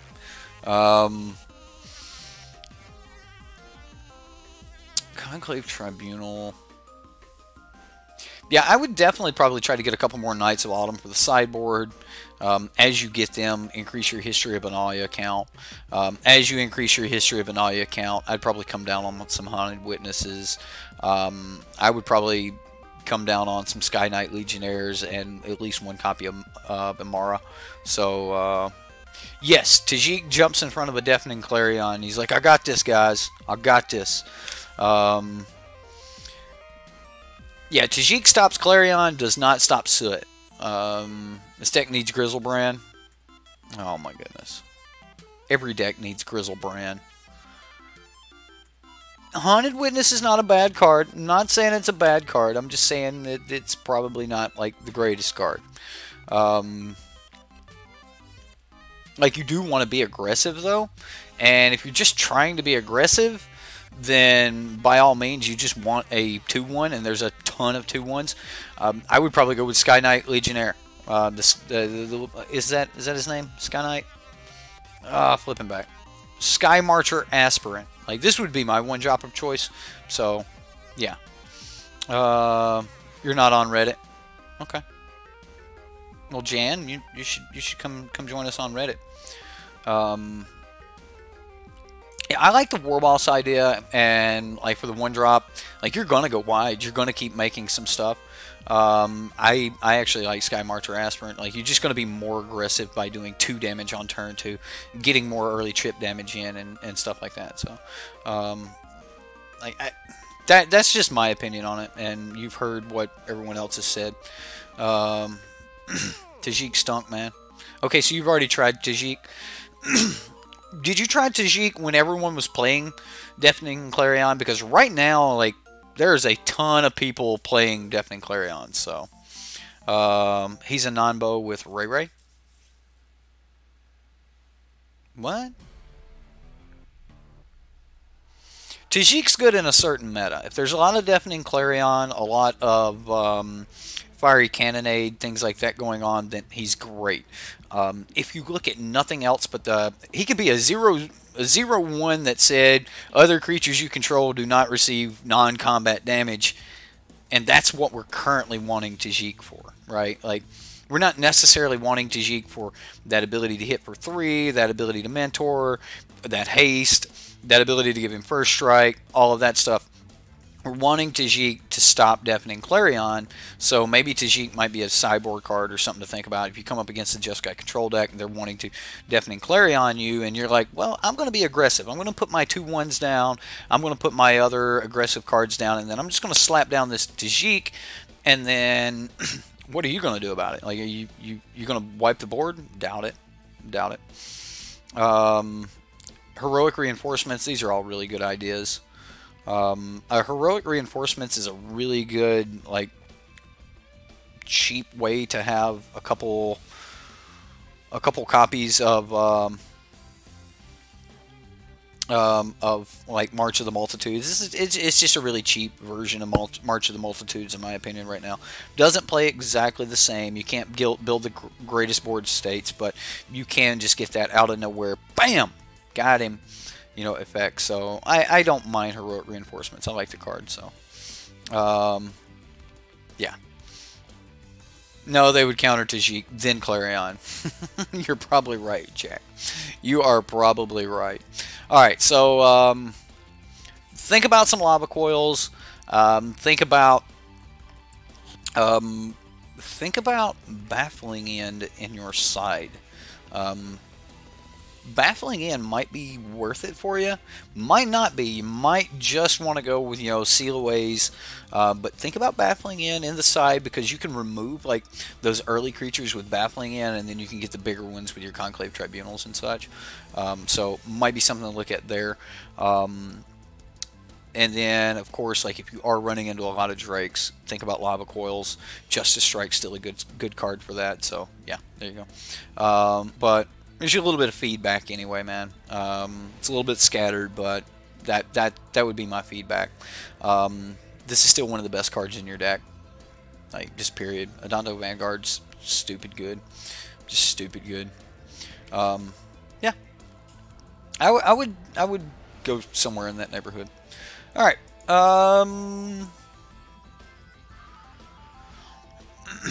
Let's go find. I said I would go find a particular deck. More. Where's More? Lindy Hop Swing Dancing. Oh, there you go. If you guys haven't seen this yet, you've got to go check this out. Right? It's a YouTube video. I'm probably gonna like lag up the stream right here, but you guys can check it out. It's over on Barry Drake's channel. Right? Yeah. They are swing dancing to. Here, I'll stop the music. I'm not gonna watch the whole thing, but if you guys want to check it out, they are swing dancing to Caravan Bowser. Pretty cool. Pretty cool. Look at these pants. Right? I am so jealous. And a little short tie. Ah, those pants, man.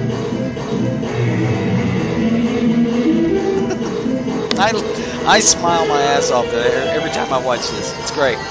It's great. If you do stop over and you check out Barry Drake's swing, Caravan Bowser swing, give it that thumbs up. Like, give him a like. Let him know that you had some fun watching. I tell you what, if you do watch it, it's just smiles all the time, man. It's just smiles all the time. So check him out.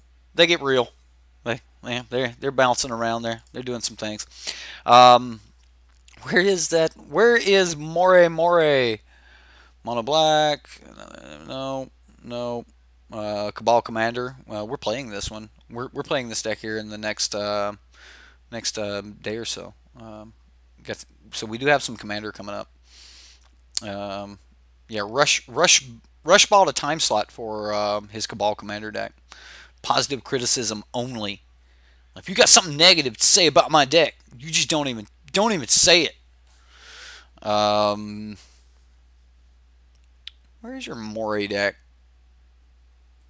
I need to go back up.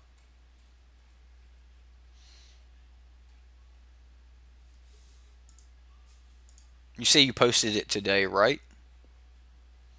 Murmuring Mystic. Mento More.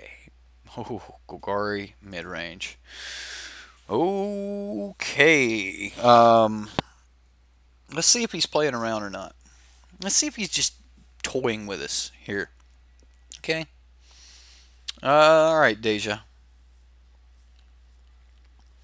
3 Wild Growth Walkers, 3 Fine Finales, 2 Carnage Tyrant. Where are the Vivians? Only 2 Vivian. Alright, so 2 Vivian, 2 Carnage Tyrant. You don't really mean this, do you? Like, you're not really all in on it, are you? Maybe you just don't have the 3rd Carnage Tyrant or the 3rd Vivian. It seems like that's where Golgari has morphed into. That Golgari has morphed into a stall the board.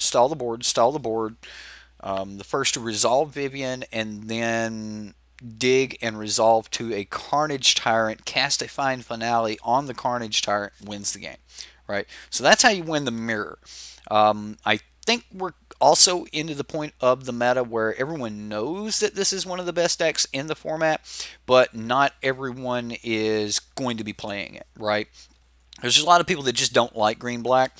Green-black was a staple in our meta for the past 2 years, but yet only 20% of net deckers actually played the Winding Constrictor decks, where the other 20% were playing the red-black variants, the Mardu Vehicles variants, and stuff like that, or the other 40% of our net deckers were playing the other decks. But meanwhile, while all of these other decks were taking off, there was just this consistent green-black deck that floated around in the Winding Constrictor deck. So I understand that a lot of people just don't really get behind the Golgari thing, but I'm a fan. I like Golgari, but even I if I pick my deck for the season, it would still be the Izzet Drake's deck. I just would not be on Golgari. So if you're not worried about the mirror that much, then you don't really have to, buy into the 3 of Vivian, 3 of Carnage Tyrant. I do like the fact that you have the 3 of Fine Finale. That shows that you're actually, kind of planning to run into more control decks, which I can understand. Like, if your meta is just more about control, then absolutely. James Carr, are you still here? Are you still here? Are you still with us? Druid of the Cow. I like Druid of the Cow. You got 4 Lana Warrior, you got Druid of the Cow. One of the reasons I like Druid of the Cow is the same reason that everyone else is all about Druid of the Cow, is because you're running Fine Finale. And he's got that 3 toughness butt that you can put a couple counters on, and he survives, so you get to keep your mana dork after you sweep the board. You've got your Lana Wars so that you can jump into your turn 4 Vivians. Technically, you can turn 3 of Vivian. You can go Lana War, Druid of the Cow, or Lana War, turn 3 Vivian, turn 4 Carnage Tyrant. I mean, you could have that God hand where you turn 3 a Carnage Tyrant and then say, get wrecked. Just depending, if you, you need to ask yourself, in most of the decks that you're going to be playing against, right? Which side of this card are you casting, right? So one of the things that I would consider tweaking my Golgari deck to would be based on how I expect to be using Fine Finale.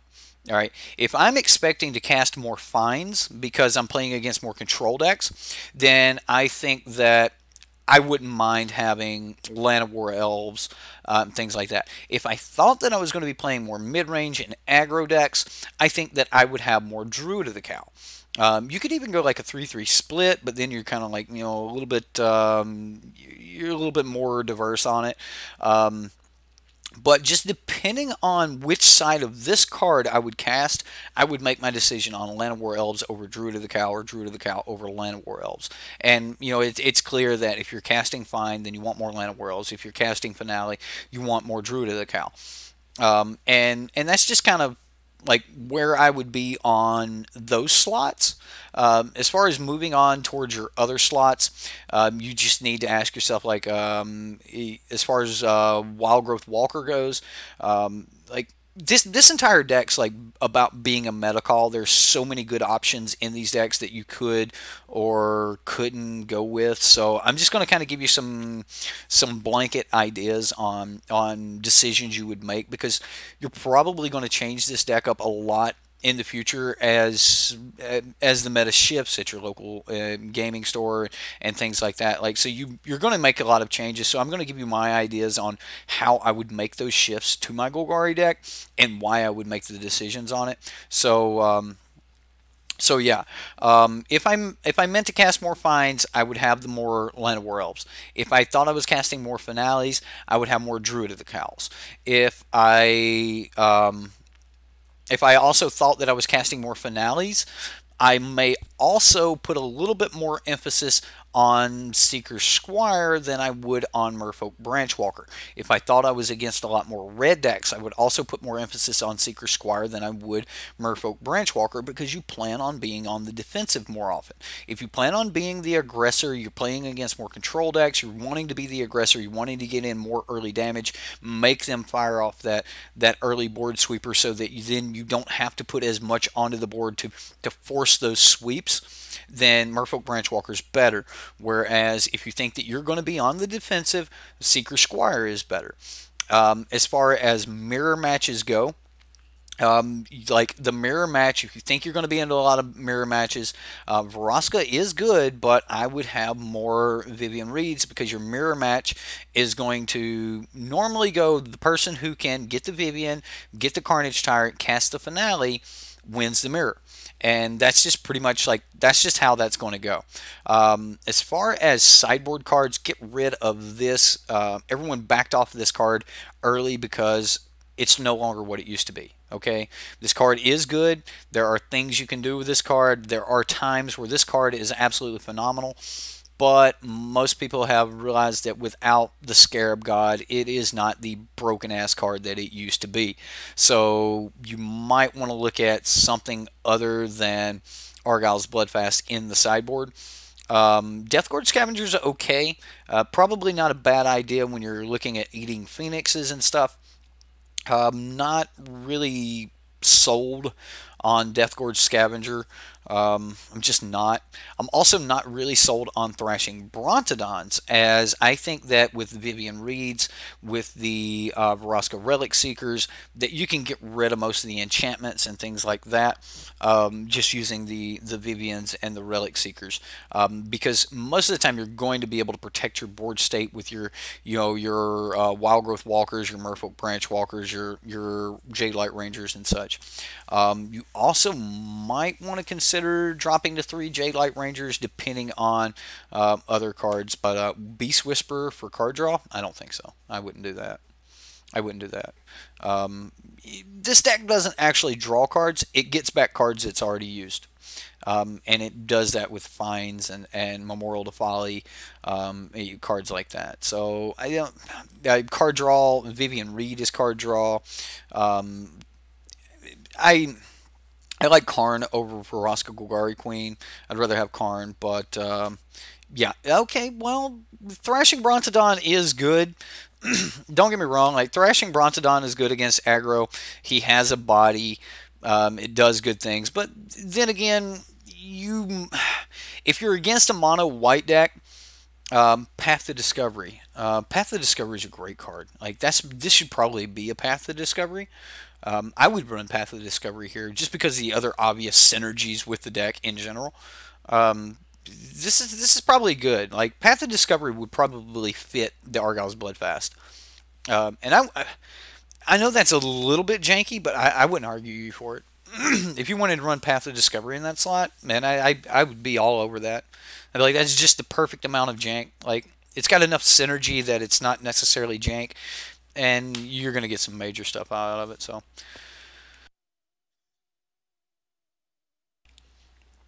yes, Rush, we will look at your Rakdos Pirates deck next. So, yeah, Wild Growth Walker, as far as running 3 copies, 4 copies, whatever, I like 2 to 3 copies of it main board.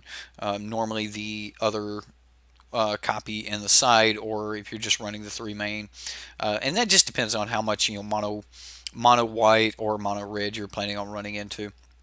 This card really does like just push the deck over the edge when you start gaining the extra life. Running it with Path of Discovery, things like that are going to be absolutely backbreaking to a lot of decks. So Wild Growth Walker, I've got no argument there. Ravenous Chupacabra, great card. Golgari Fine-Broker, most decks have decided that, it's just 2 Fine-Brokers.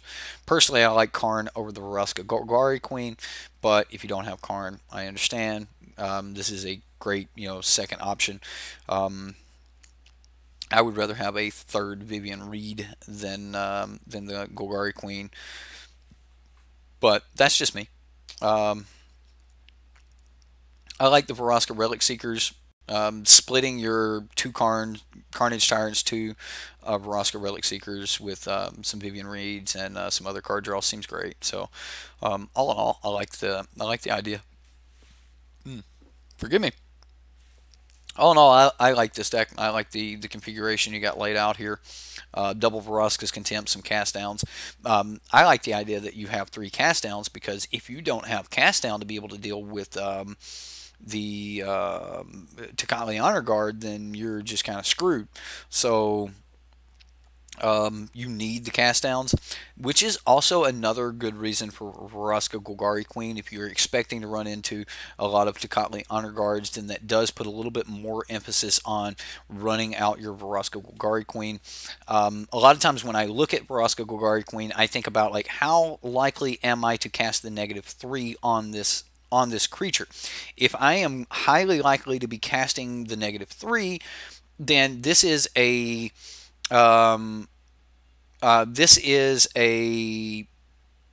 definite include. I don't really look at this card and go, man, I want to uptick this for no value. I don't do that. I go, is this a 4 mana Abrupt Decay? Because I'll play this for a 4 mana sorcery speed Abrupt Decay. I don't care. Like, this is good. Tier 1 Jank, yes, we'll probably close the night out on your Goblins deck. I'm going to look at the Pirates deck, and then we're going to jump over to the Goblins deck. So, yes, not ignoring you, trying to finish a thought. That's all. So, yeah, I just kind of... Grixis hand control versus Grixis mid-range. Yes, moderators, if you would, as far as links go, as long as it looks like it's a link from a deck building website, approve them tonight. So I kind of like everything you got going on here. I gave you my ideas for like when and why I would make my adjustments based on what I thought I was going against. Little Vraska is also good with Midnight Reaper. Yeah, that's Midnight Reaper is a great card. Like I've been playing that in more and more decks and really, really loving the card. So yeah, Midnight Reaper's great, and Vraska Golgari Queen does work good with it, especially if like you had some way to make some tokens. I was running. No, tokens don't work. Yeah, tokens don't work. I'm just like Dev now, because it's non-token. Like I like Vraska Golgari Queen in the Saproling deck that I was playing for a little bit. I was getting a lot of value out of Vraska Golgari Queen when I was just getting rid of a Saproling with a Slime Foot on the battlefield. You're talking about just so much value. It was just so sick. But yeah, check out the Just Guy Storm deck. You needed advices on it. Love storm mechanics and want to make it work as best you can. Whew. All right. You've got that posted? All right, so we've got, what, 3 decks left that we really want to look at? Made a Murmuring Mystic deck.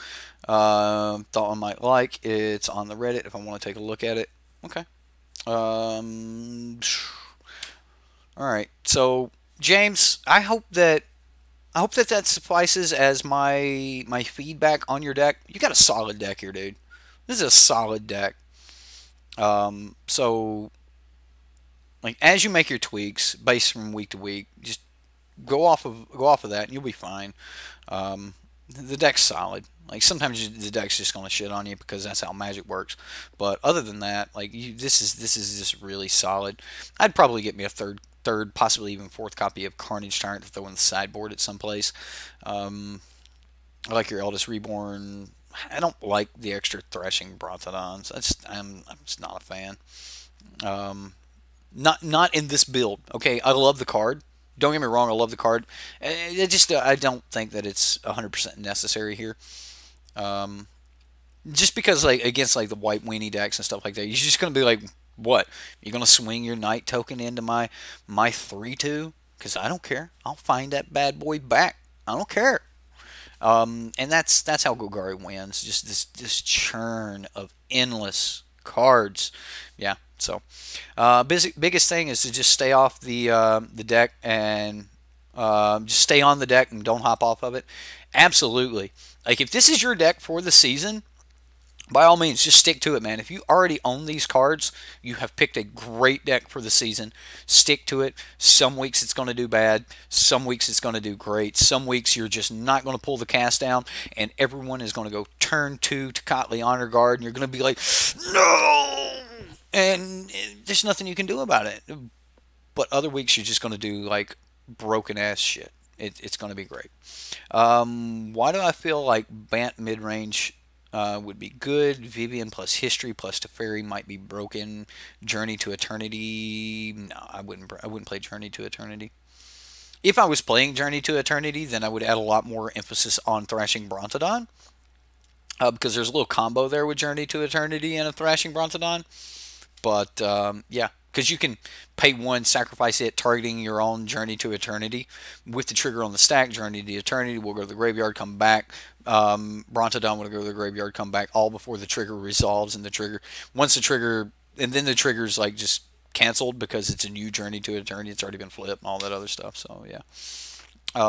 There's a little bit of a combo there. So if you were running Journey, then I would run like 4 copies of Thrashing Brontodon because it's a good easy flip. Plague Crafter, yeah, yeah, probably. Like, I know you're probably semi worried about some, you know, enchantment hate or something, or enchantments or something like that. But I'm a big fan of Plague Crafter. I think Plague Crafter is in a really good spot, especially when you're running, you know, good kill spells like Cast Down, Vraska's Contempt, Vraska herself, Vivian Reed, and Vraska. Yet more Vraska. When you're running all the Vraska and the cast downs and the Vivian Reed, and plus you're being aggressive and they're blocking you and stuff like that. Yeah, yeah. Um, Plague Crafter is a great card in that type of world. So maybe Plague Crafter over these couple copies of Brontodon, plus Plague Crafter. Like if they just go, fine, here's my Carnage Tyrant, and you're like, get wrecked. So yeah, there's some stuff there. It's also easier to cast than Eldest Reborn, but I love the fact that you do have the 1 copy of Eldest Reborn in there to pair in with your Golgari Finebrokers so that you can do all that stuff. And like Jareth Miles said, if you do stick on the deck, you're going to learn, you know, these are the situations, these are the board states that I want to hit to, and these are the board states where I think, these are the matchups where I think that I can get this board state into play, and this is a really powerful line and a really powerful idea that if I can get it into play, that this other deck's going to have a really hard time dealing with that, and I think that you're going to do really well with it. So stick with this deck. Don't make too many changes at one time. Think about 2 things: what won last week and what would beat what won last week, and expect to see both of those things at your LGS, and I think you'll be all right.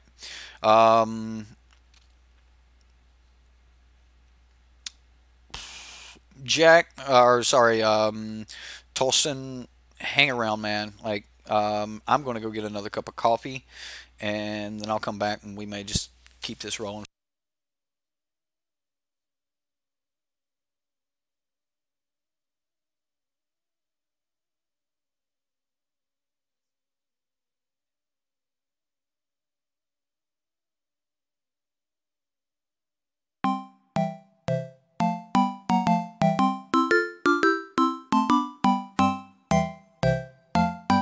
Back in a flash. I'm going to go get some music, or go get some coffee, and we'll come back and check out those other decks. Back in a moment.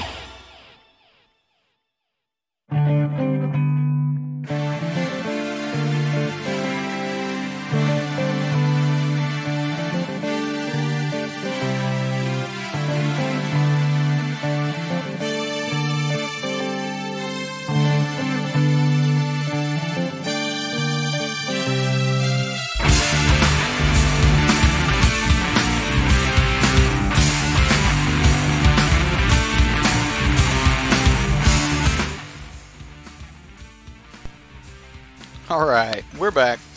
Where were we at? Alright, so we were going to go look at Rush's deck. That's hot.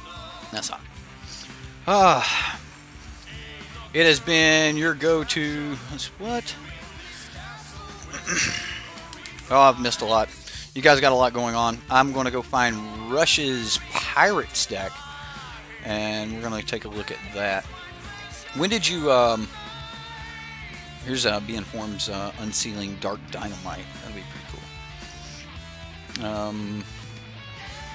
When did you post your Pirates deck, Rush?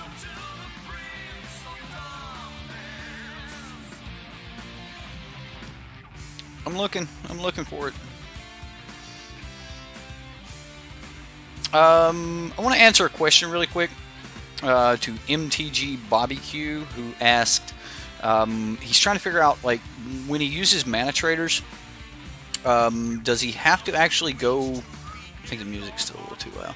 Does he actually have to turn cards in to rent more cards? No, you just make a new list there on manatraders of only the cards that you want, and you're allowed to rent either 100 or 150 cards based on which plan you have with manatraders. So if you are wanting to just grab a couple extra cards, just go ahead and clear the list you have in manatraders out, add the 5, 6, 10 new cards that you want to get, and then just rent those on top of the cards you already have rented. They will add them to the collection that you currently have rented, and then when you click to turn in your cards, you just turn all of them in at once, and it's a nice smooth way of doing that. So alright, so how did he spell that? Pirates? Pirates? What? P-H-I-R-A-T-E-S. Let's see if we can find that. Here we go. Okay, so it's an aggro pirate deck. There's pirates and phoenixes in the deck. Okay, so it's an aggro pirate deck with some undying birds. Please upvote, please. I forgot about Angrath, and I'll add him to the sideboard as a 2 of. All right, let's take a look. Let's see what we've got.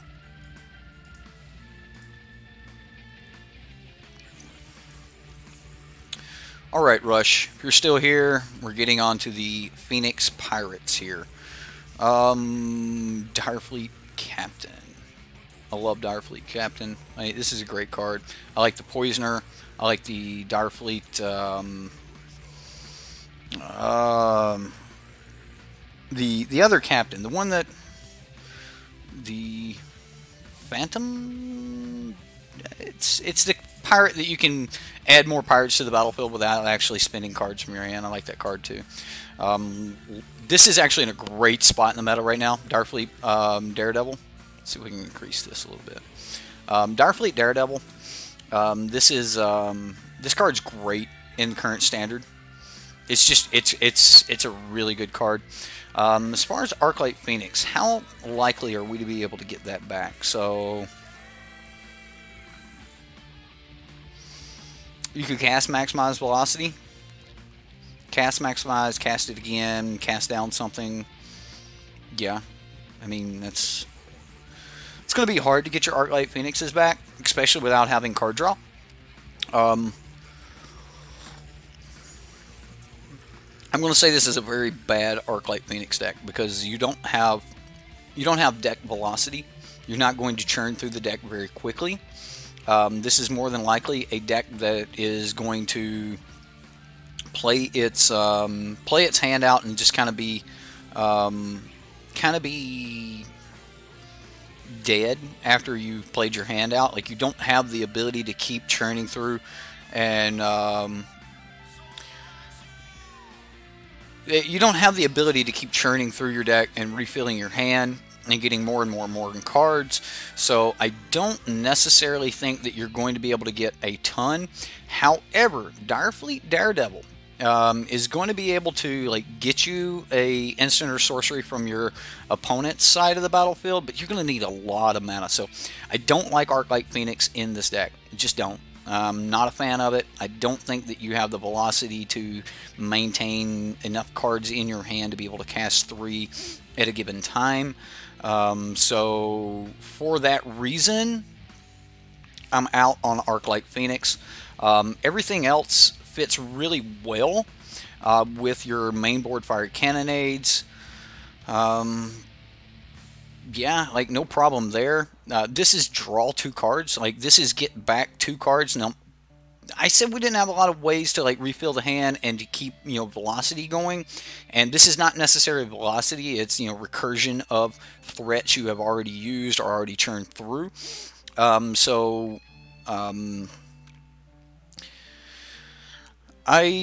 is still draw 2 for 1 mana. All right, which is great. Okay, like, it is great. I love the idea of March of the Drown in the Red-Black Pirates deck. I also think that the Red-Black Pirates deck has the ability to be one of the faster decks out there. Personally, though, I would just trade my Arclight Phoenixes out for some Kitesail Freebooters, which you do have here in the sideboard. I like Kitesail Freebooter with cards like Direfleet Neckbreaker. I also think that a 2 of Direfleet Neckbreaker is about where you want to be. Fathom Fleet Captain, that's the one, Jack. You are on point right there. Fathom Fleet Captain. I think that Fathom Fleet Captain is the card that you're probably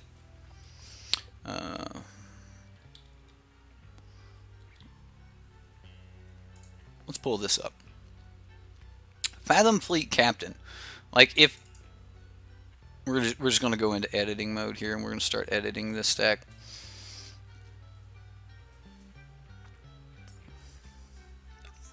Alright, so if I get rid of Arclight Phoenix altogether, I wouldn't mind a couple copies of Fathom Fleet Captain, and then it would probably be Kitesail Freebooter from there. The light just came on. It just got bright. Right? So, like, Fathom Fleet Captain allows you to add more to the board. Yeah, Buccaneers would be awesome too. Which just allows you to add more to the board.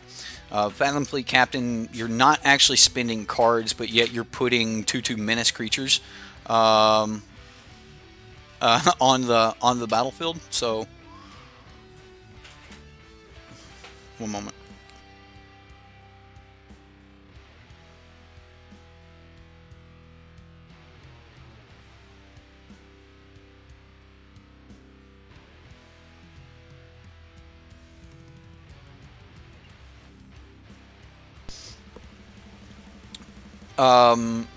Sorry, I was talking to the wife there, and she's getting ready to go to bed. So anyway, I like Fathom Fleet Captain. I wouldn't go as a 4 of with it, but it's still a good card. And if you're not expecting to run into a lot of what's the name of the card? Goblin Chain Whirlers, then this is a great card to run. So I like the Fathom Fleet Captain. Oh, man, she turned the fan on. Let me take care of that.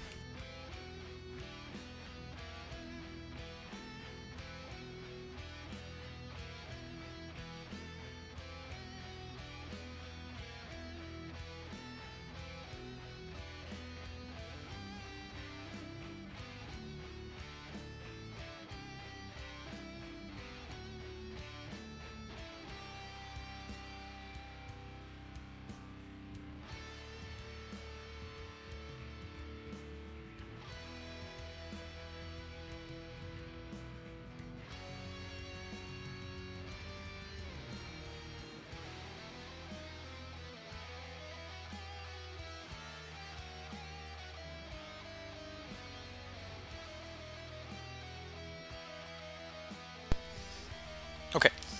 Can you hear me now? All right. I would probably remove maximize velocity because I think that I did. I can't still be muted.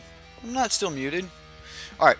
I don't like maximize velocity now that we've taken out the Arclight Phoenix.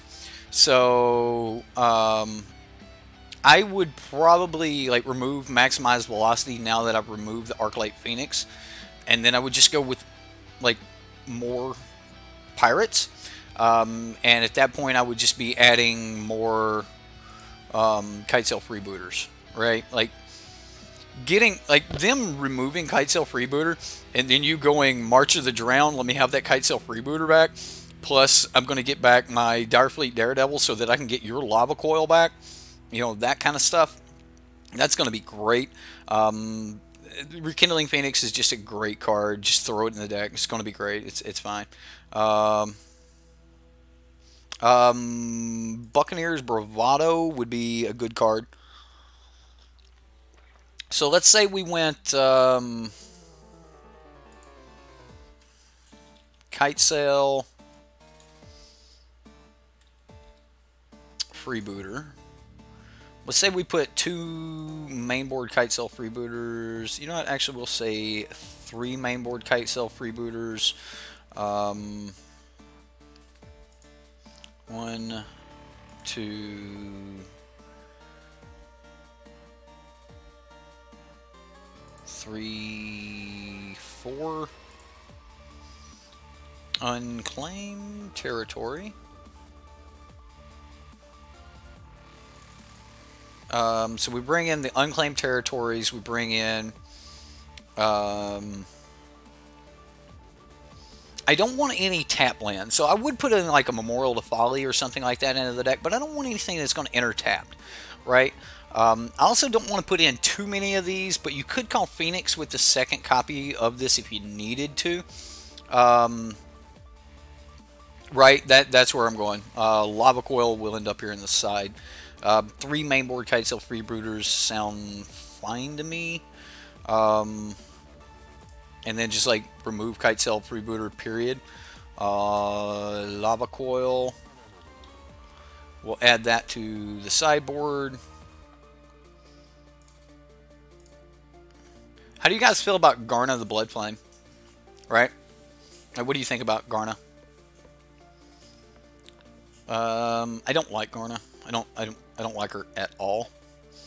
Sure, other creatures you control have haste, but why is Phoenix here? Just because it's good.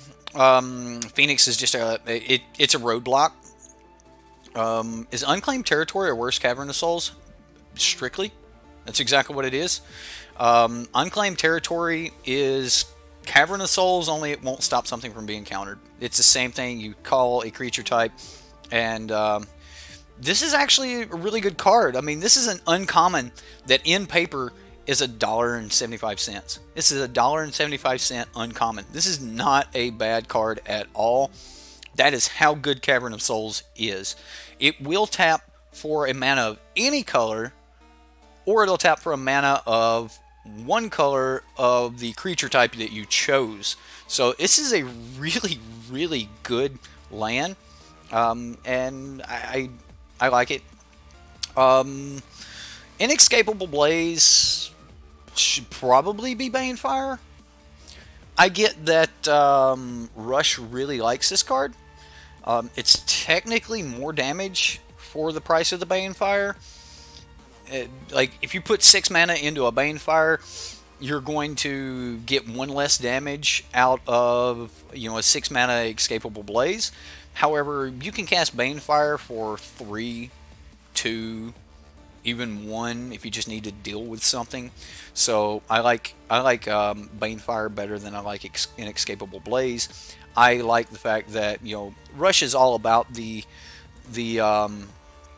Banefire thing, but or all about the Inescapable Blaze. But I'm going to try to spike out on Rush here, and like, if we were gonna work on this, I would probably do it something like that. I would still get rid of a Garna. If there's like some game plan to having Garna, then Enters the battlefield. Return to your hand all cards that were put into your graveyard.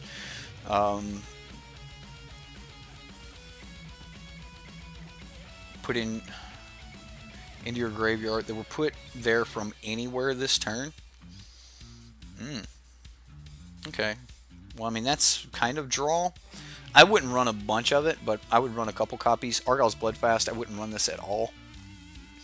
I just wouldn't run Argyle's Bloodfast. Maybe you do run Argyle's Bloodfast in this deck, but I'd rather have Treasure Map. Yeah, I think I'd rather have Treasure Map. So if I was trying to do things like that, I would probably go... Oh no!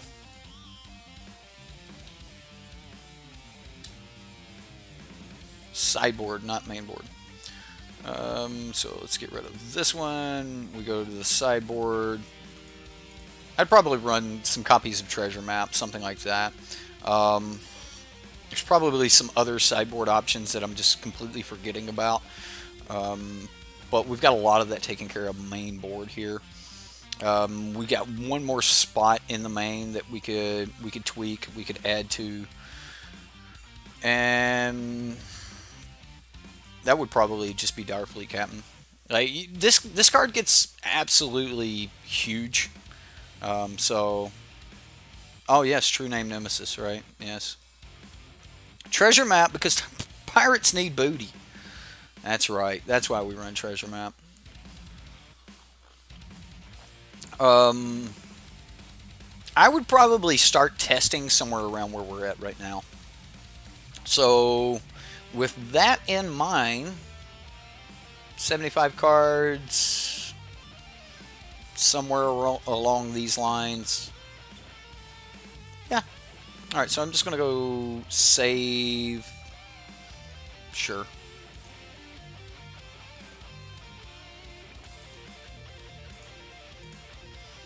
And then we'll go back over here. We'll click Rush's deck. Oh no! What happened?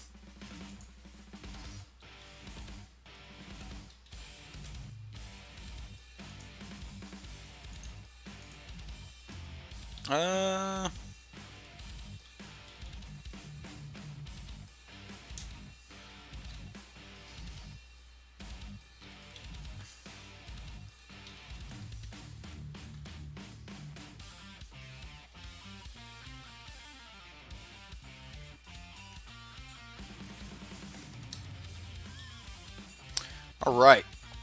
So we'll make this comment for Rush here. He wanted a couple Angraths. Okay, so yeah, he wanted Angrath. All right. Well,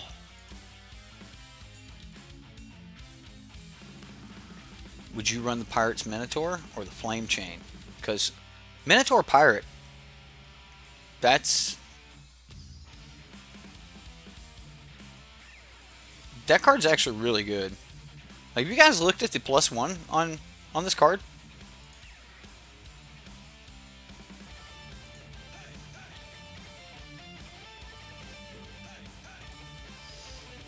I'm just gonna pull it up. Like, if you guys like really looked at the +1 on this, Angrath Pirate Minotaur Pirate deals 1 damage to target opponent and each creature that player controls for a +2. 6 mana, yeah, but his plus, like, just bam. Yeah, I wouldn't leave the pirate or the Minotaur Pirate in, but still. And then you can return a pirate card from your graveyard to the battlefield for a -3. Just bam, right there.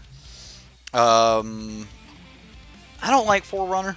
I don't like the Pirate Forerunner. Yeah, you get to go pirate into pirate into pirate. I'm not a big fan of the Forerunner. Just not. I like some of the other Forerunners. But the pirate one, I'm kind of on the fence about. So I would definitely, I would look at something along these lines. Yeah, somewhere in this neighborhood. I would get rid of Garna altogether for Angrath, and then if I save this should be the same. 686. 686. Yeah, alright, so it updated it for him. There you go. So, bam. If he wants to add more or less main graphs over Direfleet Captain. Direfleet Captain can sometimes be just so huge, though. You still say it needs Sea Storm and Bravado. Well, so I like Bravado. I like where you're going with the idea of Bravado. But what would you take out for Bravado? Like you're going to lose March of the Drowned for Bravado. Maybe you take out... Like, I wouldn't take out Direfleet Daredevils just because of how good it is right now. I don't think you need something like Dead Weight. Anything that you could kill with Dead Weight, you could just kill with Cast Down. And I think that's fine. Yeah, the Merfolk Forerunner is my least favorite. My favorite of all the Forerunners is the Vampire one. I really like the Vampire one. I really like the Dino one because of the enrage like things that you can do with it. But no love for the flagship, man. I've got no love for the flagship. Like I'm just not a fan of it. Yes, I know your pirates get +1/+0, but yeah, that's whatever. Yeah, Direfleet he's great. Like being able to get their draw spells with your Direfleet Daredevils is great. Being able to get their main board lava coils with your Direfleet Daredevils is going to be good. Like Kite Sail, being able to rip certain parts of their hand apart is good. So, Jack, have a good one, buddy. You take care. Thanks for hanging out with us so long tonight. All right, so that's that deck. I think that I said that we would be looking at. I want to say that Tier 1 Jank is next in the line. So, Jank, what was your deck? And give me some guidance to get there, man. There's a ton of decks posted on the Reddit right now. So, we've got this sweet little Grixis Omnipotence. What a weird deck.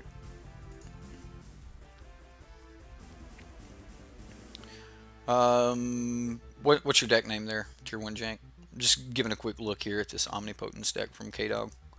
Fraying Omnipotence. Each player loses half their life, then discards half the cards in their hand, then sacrifices half the creatures they control, round up each time. This is a Jareth Miles card right here. This is a 5 mana. It doesn't say they lose half their lands. Yeah, it needs to say they lose half their lands, right? Goblins. Okay. Okay. Goblins. This is so a Jareth Miles card. Yeah.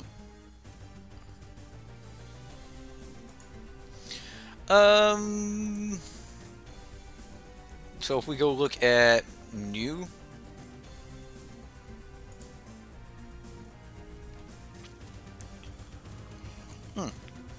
There we go, by Marcus. Check it out. Give me your thoughts. Let's see what you got, Marcus. Now remember, guys, if you guys want to, you can come in and you can give these decks up votes, you can give them down votes. It's kind of a democracy. You're allowed to do what you want to do.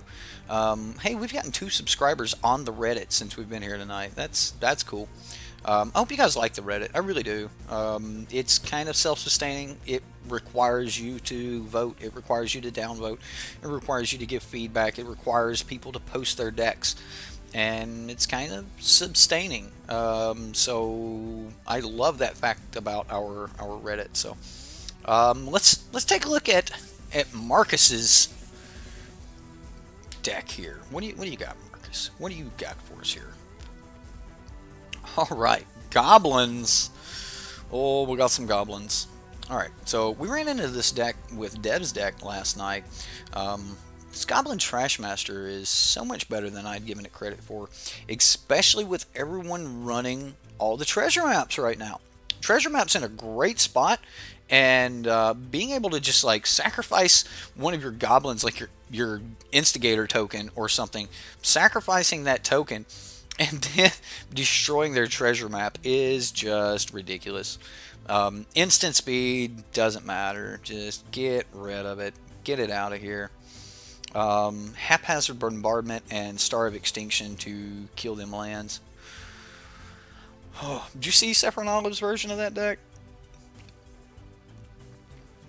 It was cool. Like, it was definitely a cool deck. So,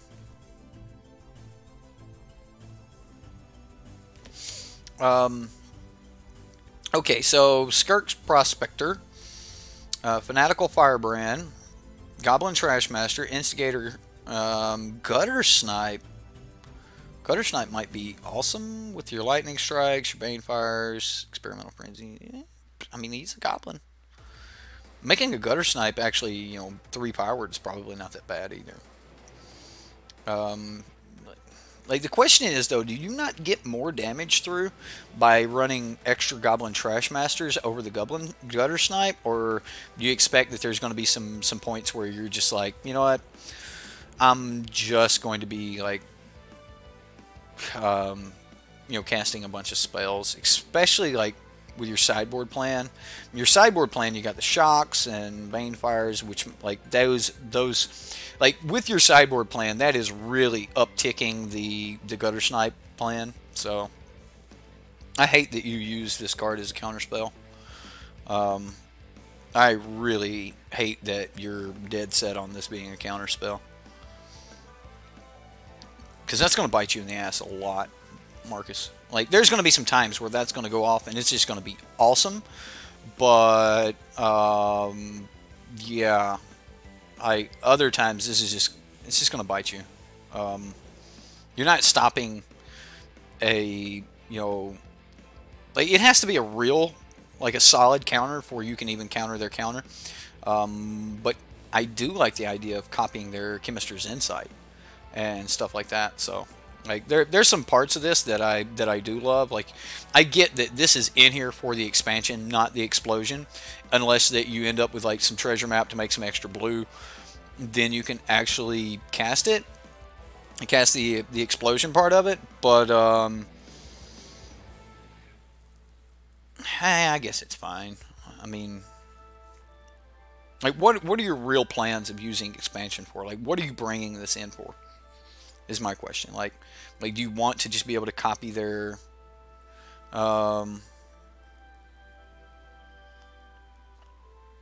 Be Informed says, ha, I used that as a counterspell too. Didn't really work often. So what? So that's where I'm coming around to. Like, why are you using expansion? Because there's some points where you're just like, you know what? I would like a copy of your Chart of Course, or I would like a copy of your, you know, Chemist's Insight, you know, those cards, or, you know what? That Lava Coil is a damn good idea. I think I'll take one too. You know, those are good. Those are good. So I like those ideas. Vanquisher's Banner could be amazing in this deck. I just don't like the Gutter Snipe thing until you get into Game 2. Like, once you get into Game 2 and you bring in all these spells, Gutter Snipe looks so much better.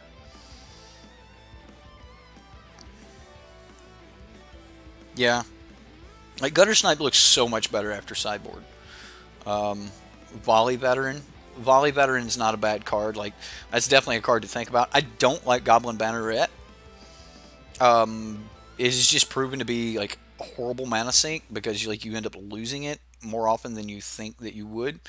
You don't necessarily need this as your 1-drop. As a 1-drop, this is kind of lackluster. Whereas, you know, Skirk Prospector is going to give you that opportunity to be more, you know, rampy in the long run. You know, Fanatical Firebrand is going to deal with their creatures, things like that. Yes, Legion Warboss. Legion Warboss is what I would rather have over Goblin Banneret. Just because it's going to set back, even if it doesn't attack, it's going to keep cranking out. It's going to keep cranking out, you know, goblins. So I don't like Banneret, but yeah. Gutter Snipe Game 1, though, is a huge target. Yeah, but you've got all these other targets that they're just going to be trying to deal with. But then again, maybe they're not. Maybe they're like, okay, Goblin Instigator, whatever. I don't want to waste a card on that. Fanatical Firebrand's just kind of like one of those hiccup things. It's like, well, damn, now I got to wait like an extra turn to be able to play this so that I can have this. And you know, the Skirk Prospector, I like the idea of Skirk Prospector. I just don't like Goblin Banneret. And I don't like Game 1 Gutter Snipe. Like, in those spots, I would rather have Legion War Boss or a Volley Veteran. The two big cards that were mentioned, I would rather have either of those. As far as Experimental Frenzy go, I think that this is probably one of the worst Experimental Frenzy decks, even though, yeah, there's a lot of stuff going on. There's a lot of cards you could keep churning through. I think this is a horrible Experimental Frenzy deck, and I would personally rather just play Vanquisher's Banner. I really would. I think Vanquisher's Banner is probably just a better card. I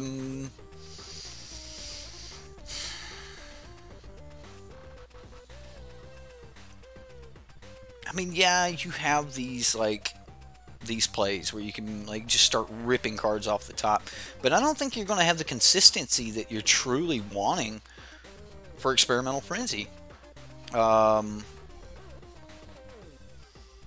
I think Banner is better in this deck. Now, if the deck was built for Experimental Frenzy, that would be a whole nother ballgame. Okay, a lot of you guys keep saying Flame of the Keld, but I don't think he can dump his hand quick enough to make Flame of the Keld useful, especially when he's running, you know, Siege Gang Commanders and he's running Trash Masters, yeah, Gutter Snipes, things like that. Like, he's not going to be able to dump these Bane Fires and those type cards. Fight with Fire. He can't just dump his hand. So Flame of the Keld's not that bad. All right. Or not that great. I just don't think Flame is good enough because I don't think he can dump the hand. So, at the second LGS you ever frequented, the store owner had a Goblin token and they were custom made to look like Danny DeVito. Oh my goodness, I want those. What's up? What's up, Mark? Morning, all. Yeah, it's like 1 a.m. here. I got a really late start, and we're doing this like super long stream of just talking about the community decks, just hanging out with the community and stuff. So welcome, and if you've got a deck you want us to look at, then I'll try to get to it. We've kind of got a little bit of a line backed up. I don't have them written down, but we've got a couple other decks to look at. So I haven't played with Dark Dweller Oracle enough to know if I like this card or not. What about Goblin War Chief in this deck? Probably wouldn't be that bad. You've got 3 mainboard Banefires. I don't think you need a 4th in the sideboard. I don't necessarily know how much I like Expansion Explosion here. And I think that those would be the cards that you could free up to bring in. Like, I get it, bringing in the shocks against like the mono white decks and stuff, and you just like wreck their world. Is probably not that bad. Another Goblin you can consider that I really like. Like, I'm not a big fan of Goblin Instigator. I get that you're wanting to go wide. I'm not a big fan of this card. Even though it's not that bad. Like, Hordeling Outburst is not a bad card, but mainly wanted to see how Frenzy would do with the Dark Dweller Oracle. I don't think it's going to do as well as you want it to, but there's going to be games where it's going to be amazing, right? Like we had the game where the dude just kind of went off on us with a Frenzy, and he hit a whole bunch of his little 1-drops, and they were great. It worked fine. I don't think that it's going to be bad by any means. I just currently haven't played with it enough to know how good that's going to be. Paying 1 to sacrifice, paying 1 and a creature to get rid of to flip the top card of your library. Yeah, that's a thing. 100% like, where's Chain Whirler? Like, it feels like you're missing a bunch of the better goblins. What's the Crater Maker? Goblin Crater Maker is also a great card to think about.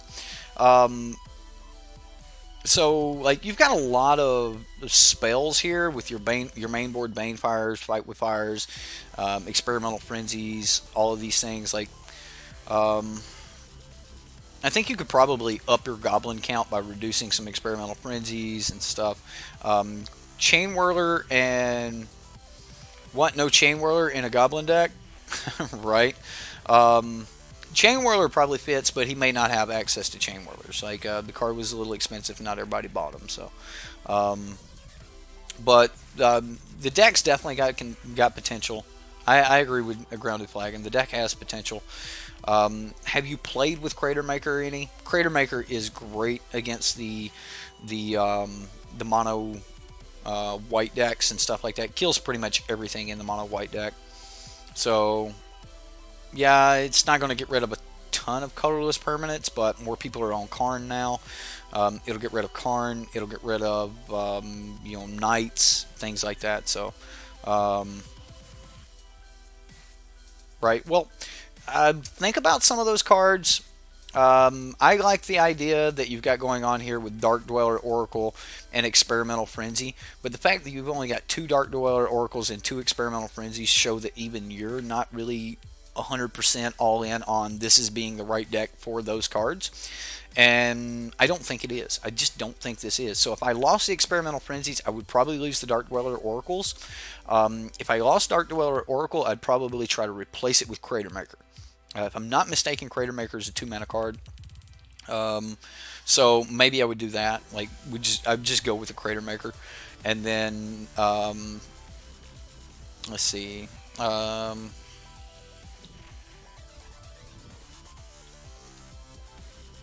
if I could spell.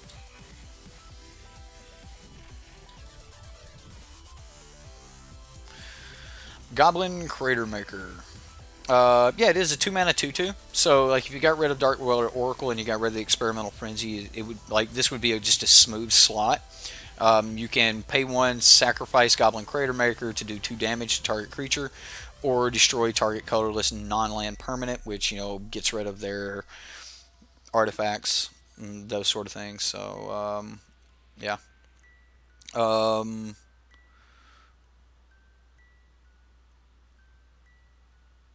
At least you usually commit. Well, I will say that you normally stick to a solid idea and saying, hey, I want this. Vance's blasting cannons is not as bad as people think it may be. Also gives a lot of reach in the late game. Just giving you that extra card per turn is not bad. Still, though, in a tribal deck, I think that I would go with Banner over blasting cannons. Like, if I wasn't in tribal, I probably wouldn't make that decision. But in tribal, I like the Banner. I really like Banner in tribal decks. It just allows you to just keep churning, man. Really increases the velocity of the deck. I've been saying that word a lot, like the velocity of a deck. Velocity is very important in our current meta. Like, being able to churn through your deck and play more cards, because we have a lot of decks that have high velocity. So if you can't keep up with their sheer number of cards, then you're going to get overwhelmed. And that's something that we all have to think about right now. Has the stigma from the last standard where it wasn't as good as it is now. Well, in last standard we had Chandra, right? And it just wasn't as good as Chandra. So, yeah. Tier 1 Jank says, yeah, you need to be committed, Madness.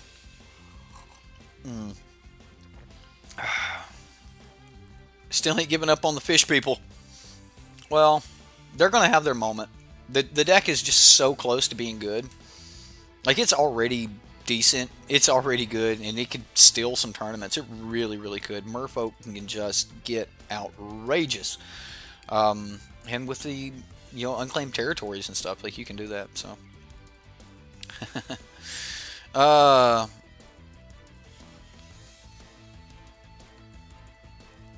Oh, wait, you meant to the mental asylum. I don't disagree.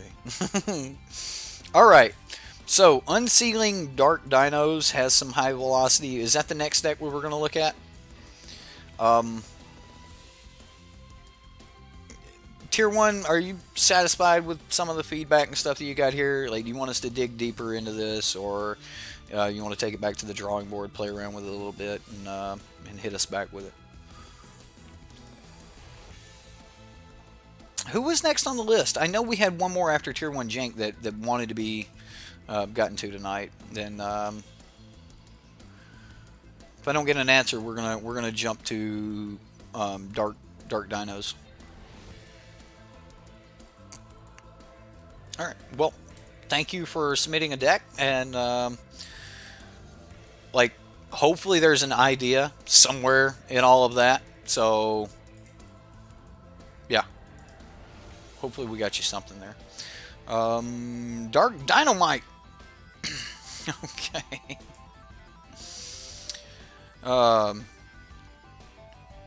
By the way, guys, when you guys do post these things on manatraders, you make it so much easier for me when it comes time to post the decks on Sub Sunday. So if you win Sub Sunday and you've got the manatraders link, that makes things so much easier. So for those of you that whether you're signed up for manatraders or not, but you're posting your links with manatraders format, you're helping me out a ton. So thank you, I appreciate that. All right, so Dark Dinos. All right, so we need to find the the backbone to this deck. All right. So first off, we've got a lot of deck building restrictions because we're on a Sarkhan's Unsealing deck. We've played a couple of these on stream. We know this is a Jund deck, so I naturally don't like it because it's a Jund deck. But if you'll start looking at pips, you know, those are the little mana symbols, right? If we start looking at pips, there's not much black in this deck, so I might be able to get behind this. All right, we're not trying to cast any double black spells, which that alone makes this so much easier to get away with. So we know that we need at least 16 green sources in the mana base to be able to get away with this Ripjaw Raptor on time, although there's not a ton of Ripjaw Raptors in the deck. What do we need for 3?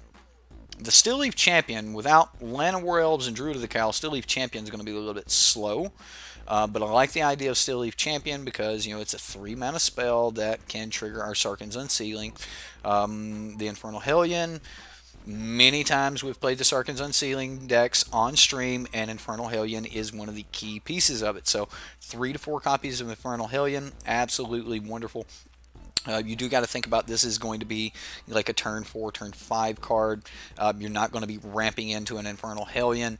If anything, you're going to ramp into your Unsealing and then cast your Infernal Hellion. So, yeah, I like where that's going. So, hey, look, the umpteenth Unsealing deck. Yeah, the umpteenth. We've had a lot of Sarkhan's Unsealing decks, man, and all in all, they just get beat out by aggro, but you know, at least this one is taking some of the advice that we have kind of come to over playing all of these Sarkhan's Unsealing decks, is the fact that these decks do not do well in Jund right now when you're trying to cast double black spells, just because Jund can't do it. Jund doesn't have the mana base to be able to get away with it. Evolving Wilds, I mean, sure, why not? I mean, you can go get your swamp, your mountain, get your forest. This is going to be a hard deck to cast your Stillleaf Champion. I assume that you're just conceding the fact that you're going to cast Stillleaf Champion at some other time. I also want to point out that Stillleaf Champion is at one of its worst spots, period, since the printing of Lava Coil, right? Like, everybody's constantly asking about, you know, what about this Stillleaf Champion decks? You know, like, why aren't we playing Stillleaf Stompy? You know, like, why aren't we playing Stompy? Why, like, where's the Stompy deck list? Why aren't we seeing Stompy? And it's because of Lava Coil, guys. Lava Coil has beat this card into submission, and I mean, you're just rocking their world when you get this on turn 2. Just so happens it only costs 2 mana to kill it. So yeah, you're in this deck. I assume that you're wanting to cast this after, like, yeah, getting an early one is going to be great. You're gonna be in love with that turn. You're gonna be like, you know what, it's still worth it to drop this on turn 2, and then when I draw the next one, I'll play it after the Sarkhan's Unsealing. That's cool. I'm good with that. You need multiple cast triggers against blue. Yeah, yeah, you do. You need a bunch of cast triggers against blue. Um, the problem is, like, against mono blue, though, most of the time you never even get your Sarkhan's Unsealing down, and you just need more threats, more threats, more threats, more threats, more threats. It makes me so sad Blossoming Defense didn't get a reprint. Oh, man. We got Dive down, though. So maybe these decks need to be Teamer? Like, I think these decks would probably fit better in Teamer than Jun. I don't know why we don't have more people trying to play the Teamer versions. Probably because the mana is just as atrocious as Jun. But, like, Teamer Sarkhan's Unsealing would probably be pretty damn good. Immortal Suns, Vraska's Contempt, Vraska Golgari Queen.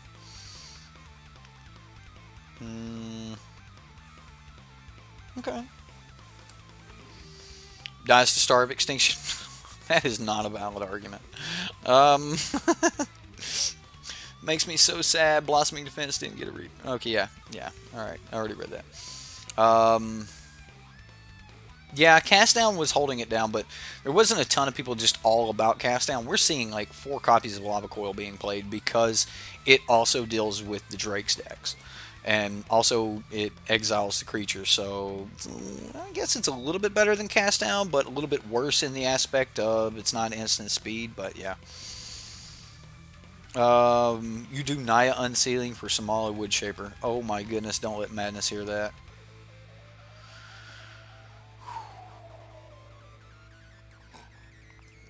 I also do Naya Unsealing with my version of this, so that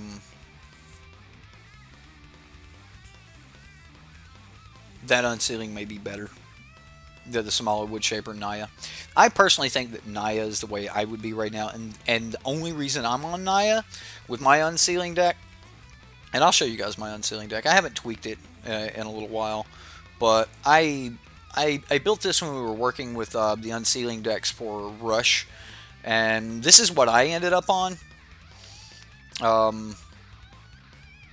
And it's just because I really liked like Lava Coil. I like the Justice Strikes. I like Treasure Map. I like Deafening Clarion. I'm still on for Infernal Hellions. I also ended up with needing an extra little something to do early in the game. Like, Elvish Rejuvenator is fine. This is going to give me my 4th land. This is also, like, this is going to give me my 4th land, and it's going to give me my mana fixing, and it's going to give me a chump blocker. Regisaur Alpha, great with the Sarkhan's Unsealing. I'm big on the Rekindling Phoenixes. I was able to tweak the mana to be within 1 mana of all the colors I need. So if I had a couple Gruul lands, this would be even better, but, you know, whatever. Goreclaw, I'm still on the fence about, but I've had so many good matches with Goreclaw that it seems to outweigh the bad matches I've had with Goreclaw.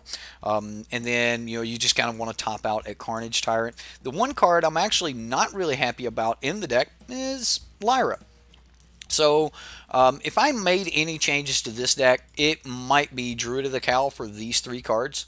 Just run Druid of the Cowl over Elvish Rejuvenator and the Lyra.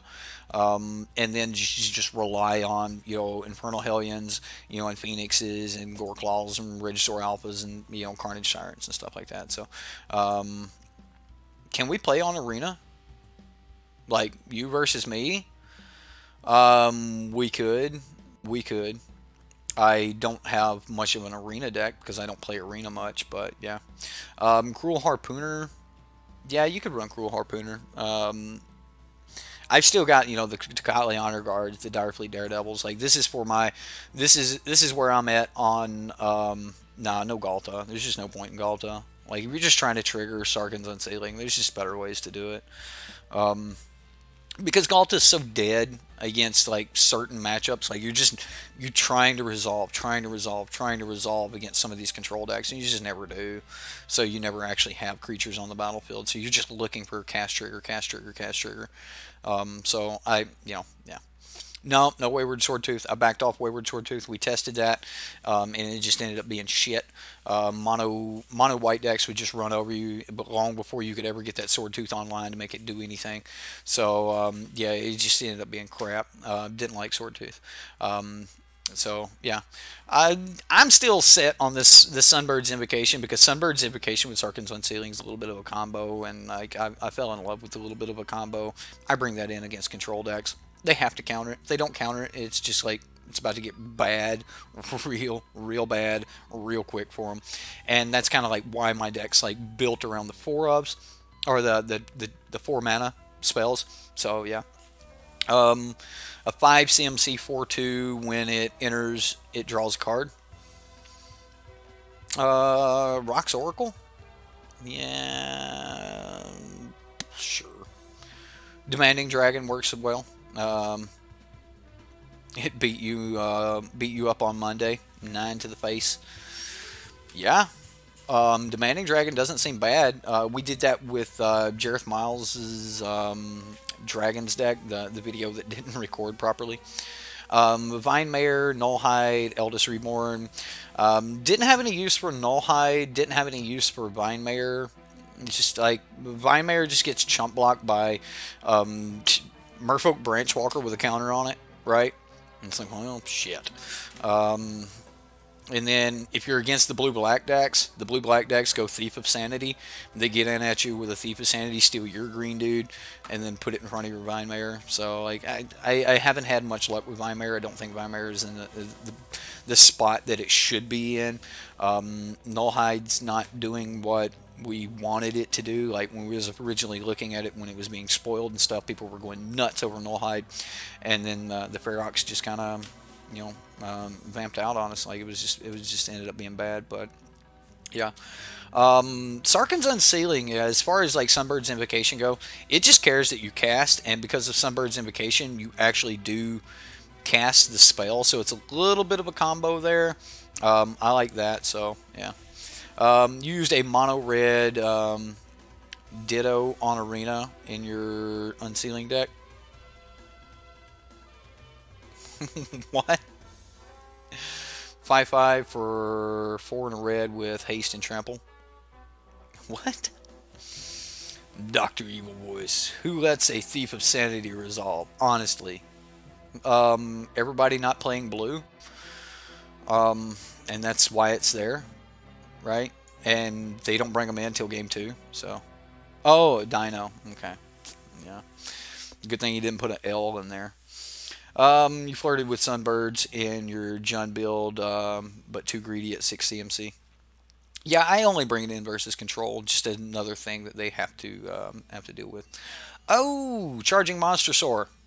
Yeah, yeah. Charging Monster Soar is actually a really good card. That card could probably be in this deck over the Lyra and the Gore Claws, to be honest. So yeah.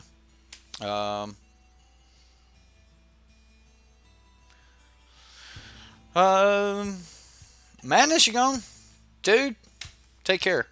Have a good one. Madness says, and that's ditto. Yeah, as far as like Sarkhan's Unsealing goes, let's jump back over here and look at this Unsealing deck. Flying Finale to be able to get back some of your triggers. I like the Ripjaw Raptor you have here. Regisaur Alpha, I'm a little bit curious why you're not a little bit like more on board with the Regisaur Alpha plan. I mean, we could look over at your mana base. You technically got to count this as a tapped 3-color, like it's whatever source you need it to be.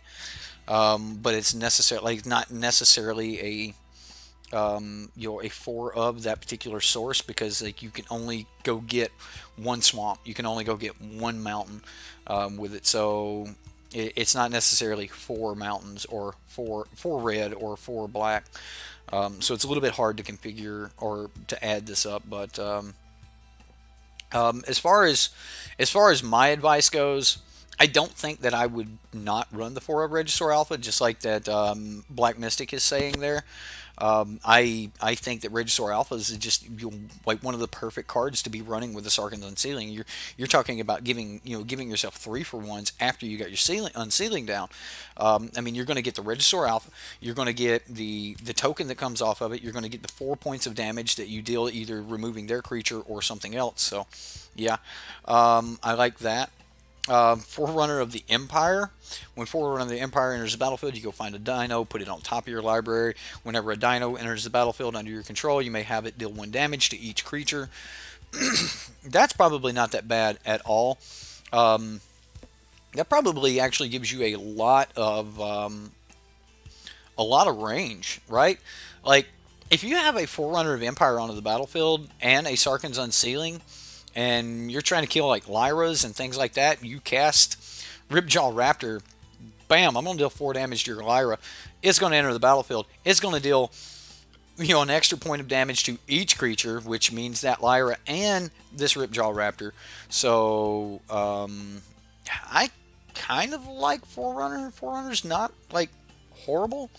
I hate that it costs 4 mana and doesn't trigger, though.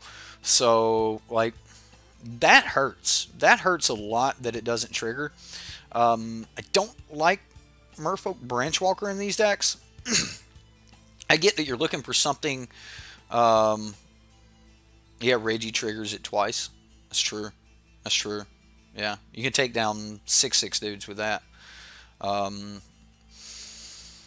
As far as like taking something out of the deck, probably Branchwalker. Like I would make my cuts around Branchwalker. I've tried Land of War Elves in these decks, didn't like them. I did not like Land of War Elves in these decks, so Tier 1, you gotta go, man. Take care. Have a good one. Get some sleep. I know you got things you gotta do, man. So sleep well, and we'll see you next time. Enjoyed your Goblin deck, and look forward to seeing if it gets enough votes that we get to play it, or the updated version of it, whatever. Okay, so Branchwalker is a must in these decks to peel through to the Unsealing. Okay, well, I get that your Branchwalker blocks, grows a little bit, but I actually, that's why I ran Treasure Map. Like, out of like my testing and stuff, I found that the deck does need to be able to churn through the deck. So I get what you're saying about the Branchwalkers being able to churn through the deck. I felt that I needed more churning, so I actually went with Treasure Map over something like, the Merfolk Branchwalker. But I kind of like the idea of the Forerunner of the Empire, though, giving you like the ability to run these silver bullets. I guess when it really comes down to that, I don't like Steel-Leaf Champion as much, especially when you're not really in on the turn 2. But I don't really like the turn 2 champion either. Like, I think that since you're planning on casting Steel-Leaf Champion late game anyway, like turn 5 or turn 6, I think Steel-Leaf Champion would just be better served as Regisaur Alpha, right? And you may or may not agree with that, but that's just my opinion on that. That's just all I got to say about that. Steel-Leaf Champion, if you're going to play it later in the game and you're not planning to play it on turn 2, then it would probably just be better served as Regisaur Alpha.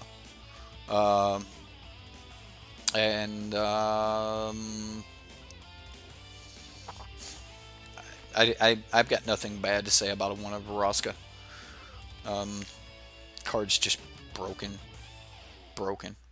Yeah. It's a good card, man. If you can get to it, man, it's so good. So good. Okay, so you guys were asking about, like, Fight with Fire, things like that. Excuse me. This card's probably bad, okay? Your consistency at being able to play Vraska's Contempt is going to be horrible. So, no, I've got no love for Allosaur. None.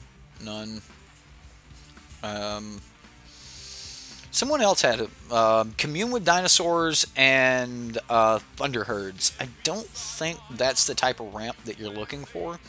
Again, you're wanting to just make sure that you hit land drops, and you're wanting to make sure that you're like, the thing about this deck is it's going to cast one spell per turn, and when you start looking at cards like Fight with Fire, that's a 3-mana spell, and you're not going to be able to fit that 3-mana spell in very well with yeah, but it's the double black, man. That part hurts. I really wish you were just like in white and you could just cast like an Ixalan's Binding or something if you wanted to get rid of it. I get that that's your necessary evil. You have to have some way to deal with the damn planeswalkers, but I don't think that you're actually wanting any ramp in this deck. Every time you hit a ramp spell, that's just another spell that is just not going to trigger anything. Like, it's just going to do absolutely nothing. And the fact that you're already playing Sarkhan's Unsealing means that you're just not doing anything, right? I tried Gift of Paradise. I did try Gift of Paradise. It bought me a little bit of time, but I found that when I really wanted the ramp was turns 5 through 7 was when I wanted to be able to make some big plays. Turns 1 through 5 were typically okay with just a little bit of removal, play like setup, and then turns 5 through 7 I wanted to be able to have these big huge plays, and Treasure Map ended up helping me there, because if you can get that turn 2 Treasure Map down, you can flip it by turn 5, turn 6 at the latest if you want to take a turn off to be able to play your if you wanted to take a turn off to be able to play your Sarkhan's Unsealing, so that you could have these huge turn 5s or turn 6s and 7s. So I ended up with Treasure Map in that ramp velocity slot, right? Like the ramp slot and the slot that allows you to keep pulling through. So 17 black sources, not enough. Do you have 17 black sources? 1, 2, 3, 4, 5, 6, 7, 8, 9. All right, 12. All right, so we got 12, 13, and then you can't count Evolving Wilds as being 17 black sources because you can only search up one of your other, like one, like, so you're not going to be able to go Evolving Wilds, make a black, Evolving Wilds, make a black. So, like, the Evolving Wilds itself does, like, get to be counted as one of them. So maybe it is. Maybe that is good enough. I mean, you can probably cast the Vraska's Contempt. You're probably not going to be at your 90% accuracy rate, but it's probably good. So you started with a Treasure Map and it did not work. Fair enough. Fair enough. I did like Gift of Paradise when I was playing in the Jun colors, but when I was no longer, I'll be at 88%. We're good. Yeah, you're probably good. You're probably good to be able to cast the Vraska's Contempt. It's just so hard to calculate Evolving Wilds based off of, it's going to be able to pull your one other source, and then it can't pull any more of that color. Which, again, you're probably fine. I mean, you've got as many black sources as you do red. You should probably have more black. What? 8, 9. You only got 9 red sources? If you don't count the Evolving Wilds? You actually got more black than you do red. That might be a mistake. Like, you may need more red in this deck. Maybe cut one Evolving Wilds for another mountain. This way you have the option of hitting Evolving Wilds into red. But how many double red spells do you have? None? Okay. So maybe you don't need it, period. Maybe you just don't need that much red. And then with your Evolving Wilds, you're going to get to your red sources by the time you get to Regisaur Alpha. This all seems fair. I still think that you're probably a little too much on black, not enough onto the red, but I would probably cut one Evolving Wilds for another mountain or something. I don't know. Evolving Wilds is good, but I don't know. You did look up the probabilities. Okay, cool. Well, then your mana base is probably fine. You don't like more than 2 Evolving Wilds? Understood. Understood. I don't know, like, again, I'm just not a big fan of these Sarkhan's Unsealing decks. I've played a lot of them. I've played a lot of different variants of them. A lot of people have tried, like, a whole bunch of different cards and everything, and, you know, sometimes you just have these huge highs where it's just like, man, this deck is killing it! And then you have these other ones where it's just like, this is just, I'm getting run over, and, you know, that sort of thing, so. Try this one. We might. It's just to help you get 2 out of the 3 colors. The rest should draw itself. Fair enough. All right. I'm gonna move on. Do we have any other decks that someone is wanting us to look at? Have anything else to look at? You guys, let me know. You could always run Trophy over Contempt. Right? Trophy to get rid of their... I mean, he's got trophies in the deck. That'll get rid of, you know, the Storm deck. Morphin Blood, Storm deck. Alright. What was it called, Morphin?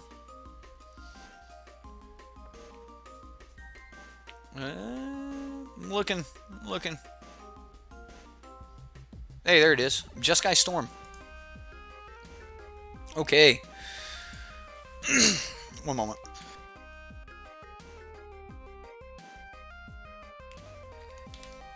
Alright. Ooh. This is a guy after Tier 1 Jenks Heart, right? I seen right off the bat he's running Detection Tower. So he's straight up, he's all about it. Memorial Genius. So you're okay with your lands coming in tap, which is fine. That's fine. Alright, we got Niv Mizzet Perun, we've got some treasure maps.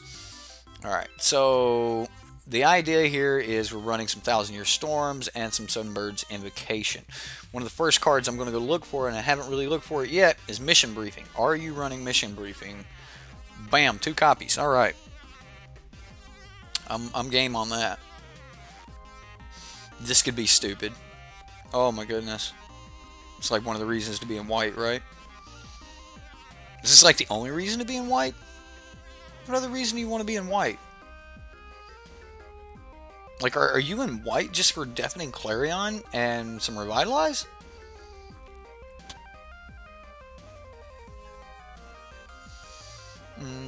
Okay, so I'm not a big fan of the Sinister Sabotage and Ionize in my Storm deck. Like, if I am trying to storm off, like, I don't think you got a lot of... Like, you don't have a lot of options of drawing a non...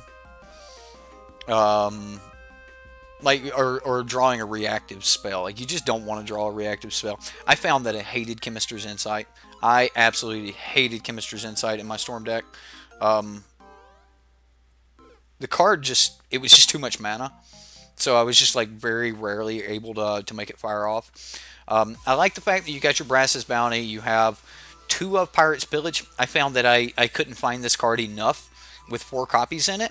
So I'm going to say that, like, man, you're really going to want to hit an extra copy or 2 of your Pirate's Pillage. I can understand being in white just for Deafening Clarion. I think that it's sick that you got Revitalize in here. So I'm a fan. I am a big fan. You probably only need 1 Nexus of Fate, if not 0. The thing about this deck is you do not need to take another turn. If you're going to storm off, then you've already won. Okay? Like, if this is your storm turn, it's over. You don't need to go into another... Like, this is one of those decks that when you win, you're not passing the turn. You're not passing the turn to them. You're not passing it to you. You're not passing the turn. You want to do everything on the turn that you go off. And I don't think you even need Nexus of Fate for that. So I would drop the Nexus of Fates. Like, I just don't think that you need it. And then I would be really careful about how many reactive spells I put into the deck. I played around with the version of this deck for a couple weeks, and every time I still just kept getting murdered. What do I think about the Thousand Year Storm deck? I think that I think this is one of those decks where you're like, I'm taking this to F&M and I'm going to get it to go off just one time. Just one time I'm going to wreck someone's face with this Storm deck. But more times than not, you're not going to need it. Blink of an eye, yes, 100% blink of an eye, without a doubt. I lost more times in testing trying to build this Thousand Year Storm deck to a Conclave Tribunal, because you normally have to play your Thousand Year Storm and go, I have to live till next turn. If I untap with Thousand Year Storm, it is game over. You pass turn, they go Conclave Tribunal, and you're like, well, shit. And the only thing that you can do about it is blink of an eye. Like, you're like, that's fine. I'm going to mission briefing back into this blink of an eye. Plus, blink of an eye, actually, you can use it early in the game. So, right off the bat, I would cut some Nexus of Fates. That's going to make a little bit of room. Sinister Sabotage, throw that in the sideboard. You're going to bring that in against, like, certain builds, certain decks. And then just kind of go from there. Be very careful at how many reactive spells you have in the main board, because again, you want to have spells that, you know, as you're top decking these spells, you want to be casting them, right? I thought that Opt was probably one of the most powerful cards in the deck. You need that first spell that turn needs to be cheap, all right? Even if you're just going Opt and then Pirate's Pillage for 5 mana, you know, like 1 mana Opt and then 4 mana Pirate's Pillage. Like, that's usually really, really good. Just run good old negate, right? Opt, Opt, Opt, Opt. Yeah, you're going to want 4 Opt. Opt was terrific. I get that you're only running 2 Shock. I found that Shock was better. Yes, if you go look at Saffron Olive's version of the deck, Saffron Olive only had 2 copies of Shock, and then he had 4 copies of Lightning Strike. But he also had, you know, a Banefire, and he had a Fight with Fire. And when you watch the videos of his decks, you watch the videos of my decks, you watch the videos of everyone else's, you know, Thousand Year Storm deck, they're not winning with copied versions of Fight with Fire. I think one person does it like once or twice or something like that. And all of the, if you look at everything on YouTube, and I promise you, I've watched every single version of, like, Storm versions on YouTube. Even the British guy running the Fog Storm deck, which I thought was, what? Like, what the hell you want to Fog? Anyway, he was just trying to buy time with Fog, but he was running the Teamer version. It seemed to run okay. But I don't think that you need the Fight with Fires. I don't think that you need the Bane Fires and things like that, because that's not how you necessarily have to win. You just need to cast an Op, cast, you know, a oh, that's the card you're missing. Oh, okay. Radical Idea. You're missing Radical Idea. Yeah, I watched all of the Storm videos. If I could find, if it came up with a search for with Thousand Year Storm, if I could pull it up with Thousand Year Storm, I've watched it. I watched them all to their entirety. I wanted to know everything I could know about this deck, and in the end, I came up with you want to keep your converted mana cost as low as possible, and Chemister's Insight felt bad. Reactive spells felt bad, and you never want to pass the turn after you play Thousand Year Storm, and they pass the turn back to you. That's it. It needs to be over now. And I thought Blink of an Eye was absolutely wonderful because of the way that, you know, most people either lost, or the way I kept losing in my testing was, you know, Conclave Tribunals, Ixalan's Bindings. You know, they popped that Thousand Year Storm. There's nothing you can do about it. So Blink of an Eye counts as your first spell that turn, and then you just get to cast whatever the hell you want because you've already cast a spell and you automatically start copying it. So you played it on F&M and found it really hard to survive till Storm resolves without pack of removals. So run more Lightning Strikes, run more Shocks, run your Deafening Clarions. Cleansing Nova is fine. These are all fine. I don't think that you need expensive like Fight with Fire. I don't think that you need these counter spells. You just need to stay alive, right? You just need to chill and stay alive, and then you need some way to make sure they don't remove your Thousand Year Storm. Personally, I think that Sunbird's Invocations were a card that I only brought in versus the I only brought this in versus the control decks. Like, I wanted an extra threat that they just had to deal with. But against the control decks, you also need an alternate win con because they can just stop this. Like, there's so many times that they can just go, okay, well, I've got 7 mana here. I'm going to go ahead and Ixalan's Binding that, and I'll hold up my Ionize to stop your Blink of an Eye or something like that. So I do think that you do need a secondary win con. Crackling Drake seems great. So yeah. Niv Mizzet Parun was my favorite secondary win con.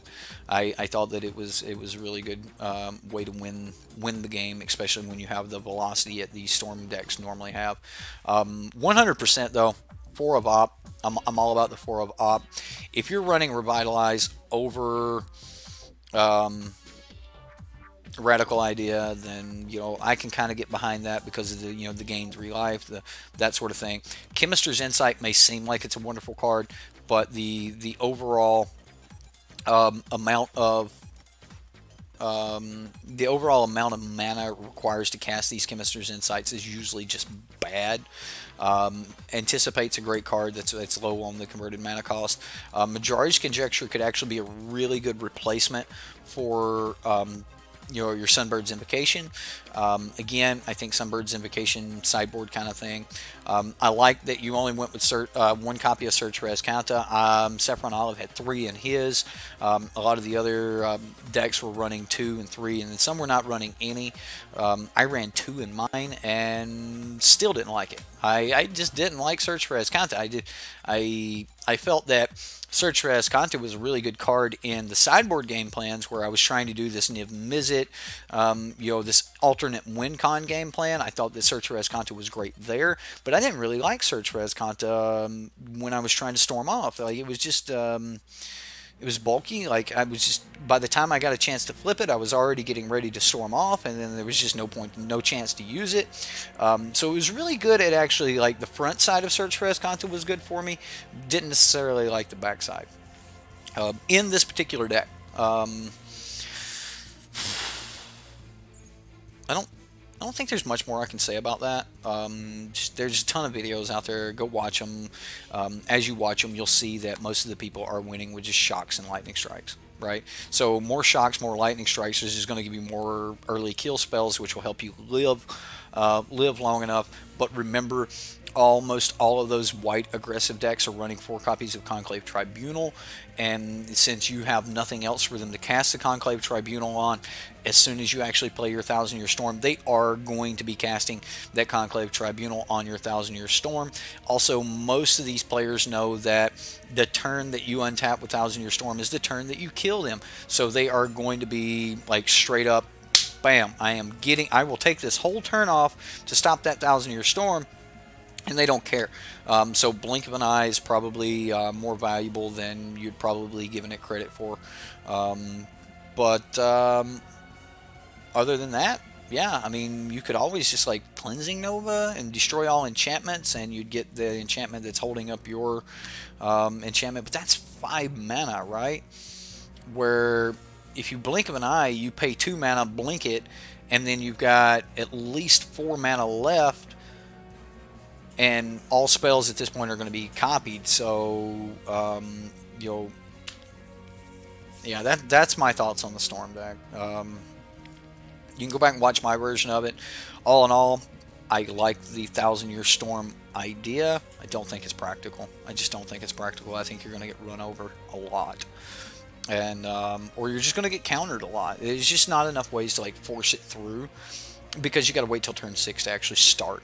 And at that point, like they have their mana. They have enough mana to pay for your spell pierces. They have enough mana to do things like that. So unfortunately, it's like one of the greatest ideas that we could have in Standard as Izzet players.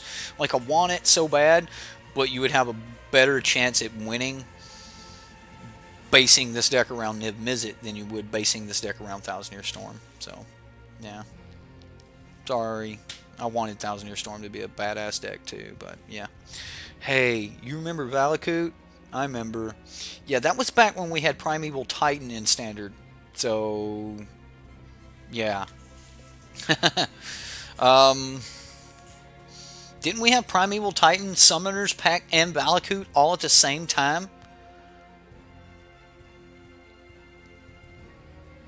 Isn't that a modern deck now? Oh man, we've had some powerful ass Standard. Pretty much around Innistrad block. Greatest time of Standard. That was a good time. Yeah. Morphin Blood. Good luck with your Storm deck, buddy. Churn. Get a lot of reps with it. And cut those Nexus of Fates out. That's a whole different game plan, man. Like, yeah, you might want to take the next 5 turns, but if you build it right, you just need the 1. We didn't have Summoners Pact at that time. I thought Summoners Pact was out of like Zendikar or something. Yeah. Con Standard was interesting. Nah, I'm talking about like first Innistrad, like Snapcaster Mages and stuff like that. Summoner's Trap, that's right. We had the traps. Okay. My bad. I thought we had some crazy stuff. Oh man. Yeah. Anyway, what else do we got? I got time for just a little bit more here. So what else we got?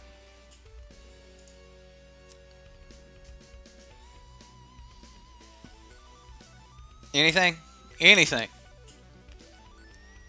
Alright, let's go look at what's hot. Boros Control. Is this Sam Black's deck? Did you guys see Sam Black's deck? Thoughts on Seth Mansfield's Grixis control list? Okay. This doesn't look like control. Adanto Vanguard, Legion Warboss, Bird. This doesn't look like control. Chaos Wand? Yeah. Rocker, get out of here with this shit. Chaos Wand, really? If you're looking at Boros, control, go look at Sam Black's deck. I want to say someone just... Oh, it was Saffron Olive. He put it out, and it's by Scrappy. It's Sam Black's deck. It's Sam Black's deck, Rocker. And that's my advice for Boros Control. That deck is super, super sweet. And I want to sneak Sunbird's Invocation into that deck so bad. Right? Because I missed the Red-White Sunbird's Invocation deck that was... kind of like the fringe deck that some people played with. I had some luck with that deck, so I had a lot of fun with it, and I would love to get that deck back. But anyway, Rocker, if you're curious about Boros Control, Sam Black, great deck builder, Pro Tour. You know, just he's on another level when it comes to deck building and brewing outside the box and things. And he built an awesome Boros Control deck. Go check it out. I think Saffron Olive just did a video on it. I think he just did a deck tech on it, but there's some gameplay of it if you go check it out, man. That's advice coming from a pro. He took this to the tournament, did really, really well with it, and you get to see some gameplay with it. I think it's with his Milwaukee or wherever. I forget where the tournament was, but it's on GG Live here on YouTube. So yeah. Yeah, so before I dig into that much more, I'm just going to say for Boros Control, just go check out Sandblack's deck.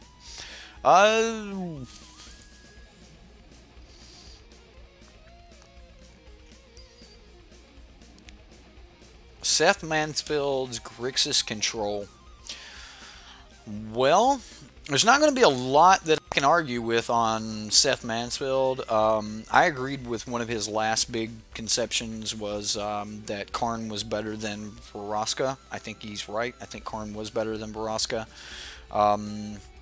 Doom Whisperer, Dream Eater, Nicol Bolas, Ralzeric.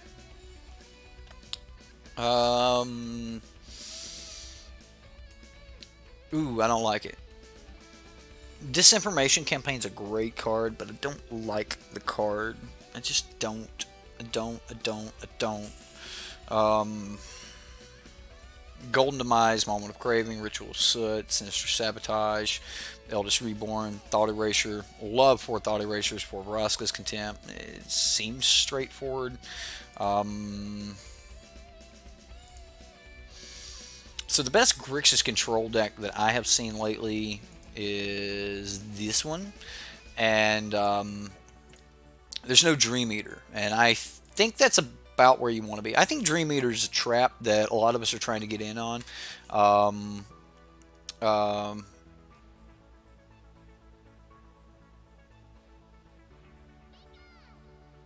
Well, Rocker, I appreciate that, man. That is awesome, dude. When it comes to Grixis Control, I'm not big on Dream Eater. I've had people try to go, man, Dream Eater's so awesome, it's so good, I'm doing all these things, and yeah, and they lightning strike that thing and move on.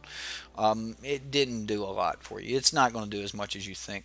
I will check out I'll pull up the other link here.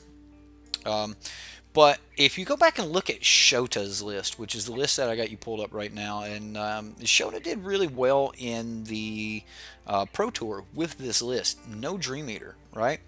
And now he wasn't on the Doom Whisper. He wasn't on the Nicol Bolas plan. He even had some disinformation campaigns, but was not all in on it as far as like a 4 of. And I think that that's kind of the right plan. I do love the idea of Thief of Sanity in the sideboard. You don't run a lot of creatures and stuff like that in the main board, and then you bring in your Thief of Sanities in the sideboard. Certain matchups, disinformation campaign is just broken good. And in those matchups, yeah, bring in the other copy of it. If you think you're running against a lot of control decks, then Disinformation Campaign's not that bad. But main boarding 4 of them feels really, really bad. Because this is not a great card to run against Golgari. It's not a great card to run against the Izzet Drake deck. It's not a great card to run, against the mono white deck. Like, this card doesn't do a ton. And it's just risky. In certain matchups, it's great. Against control matchups, hey, let's rock it. Against other matchups, it ain't that hot. So, like, I've played a little bit, just testing around with Shota's list.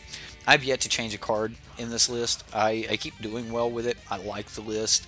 If I were going to make changes to it, it might be like dropping a disinformation campaign or something. But I don't know. That's what I think about Grixis Control. Is I like Shota's list over most other people's list. The thing about Grixis Control, though, is it's Grixis. You're going to be tweaking this deck so often that it's ridiculous. Love Discovery Dispersal, though. That's great. Ritual of Soot, Golden Demise in the main board. Moment of Craving. Moment of Craving is in one of the best spots that it's been in a long time. So I think that you definitely want to be running some copies of Moment of Craving. Sinister Sabotage is good. Eldest Reborn's good. Vraska's Contempt, Thought Erasure. All of these are great cards.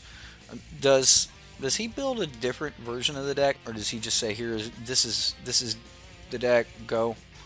He does, doesn't he? Here's the deck, go. Yeah, I don't like Dream Eater. He went like 3 of on Dream Eater, and I just don't like that. So, but that's just me. Um, I'm big on the Doom Whisperer just because Doom Whisperer can block Carnage Tyrant. Like that's why I like the Doom Whisperer. It blocks Carnage Tyrant. So, let's go look at this. This is the second. This is the Grixis mid-range Blood Operative. Seems like a waste of a slot. I know it eats something out of the graveyard, and when you surveil, you can get it back. Dead Weight's pretty good. Dead Weight's one of the few ways, like if you don't have shock or what's the other one?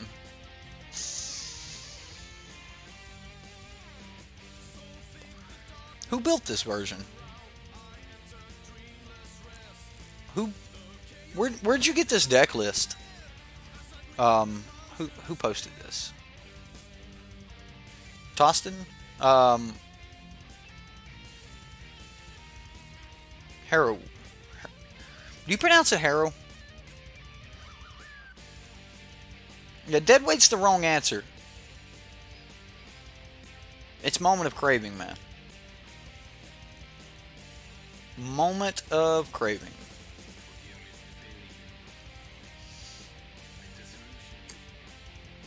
Yeah, I just search Grixis every day on Google. I like that. I don't. This is a nice pile of Grixis cards. 1 Contempt, 1 Ritual, 1 Thief of Sanity, 1 Golden Demise. Like, I mean, sure, you can. You've got a good way to like reconfigure the entire deck, but Moment of Craving is the Hyro. Okay.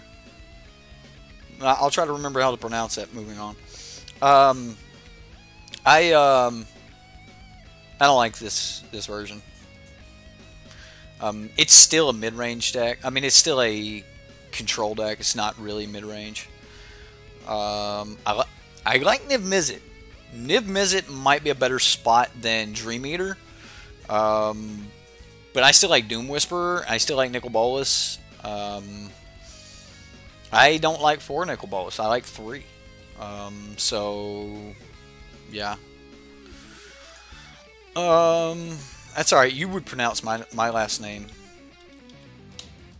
How would you pronounce that? I know you can't like say it, but how would you pronounce that? Yeah. You're Spanish, so you're probably gonna like actually you might pronounce it properly being in Spanish. Yeah. Because the double L makes a Y sound. Anyway.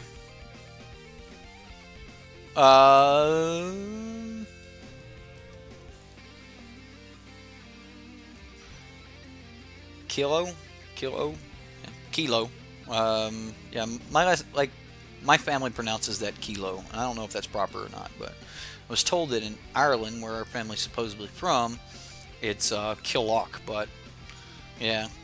That's pretty close there, Hyro. Anyway, yeah, I don't like this mid-range-ish version you got going on. Wouldn't mind a copy of Niv Mizzet in the deck though. That seems pretty good. I don't even know if I like 4 Thief of Sanity in the sideboard. Definitely like 3, but I don't think you even need 4. Maybe though. I would probably play around a little bit. A deck by Scrappy.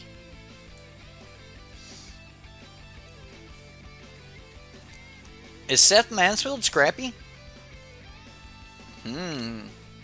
That's funny. Is he really?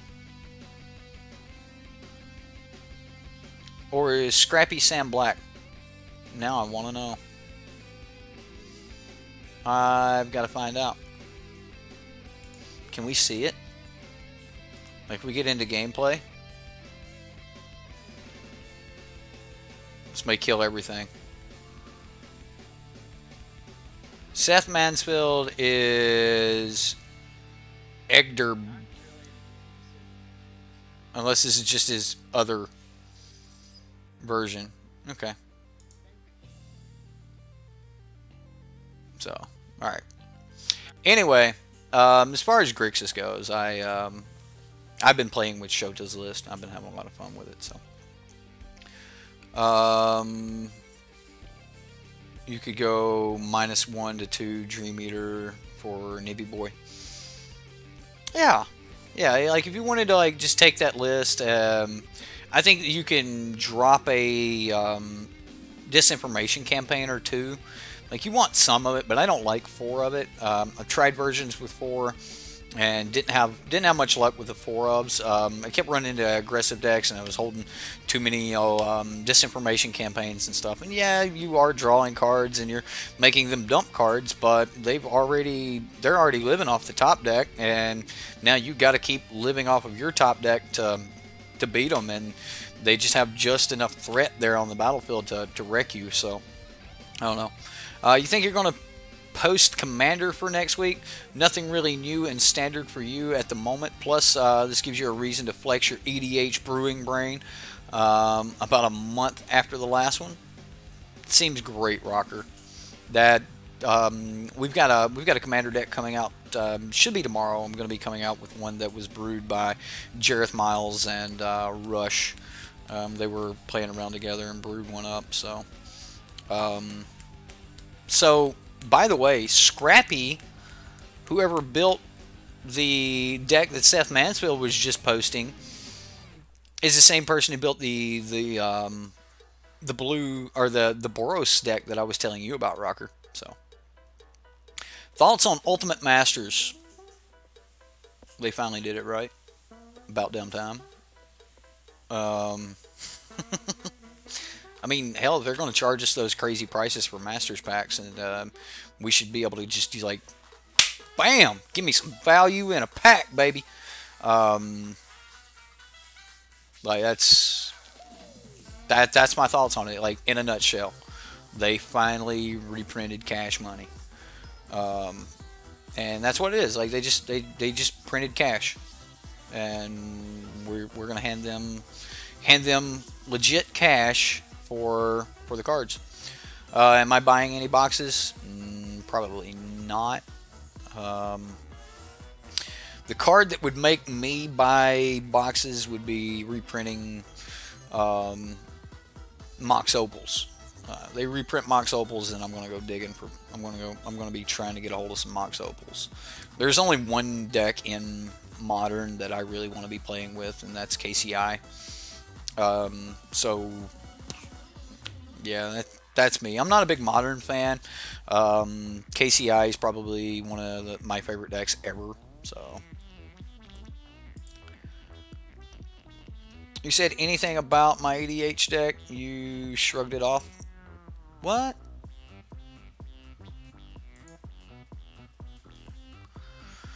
Did I? It's an EDH. Man, I'm gonna shrug off most EDH decks. I'm not a big EDH fan.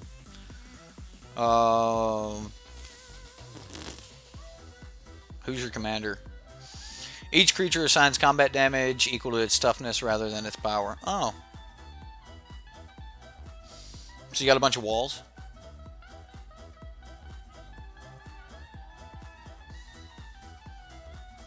I've heard of people playing this Doran Siege Tower decks before, but yeah. Just not a big commander person. It's not.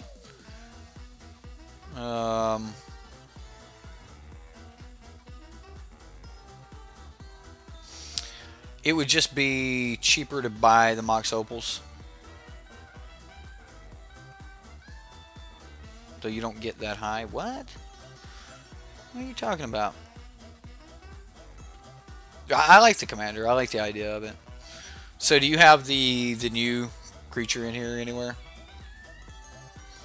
The other one that does this?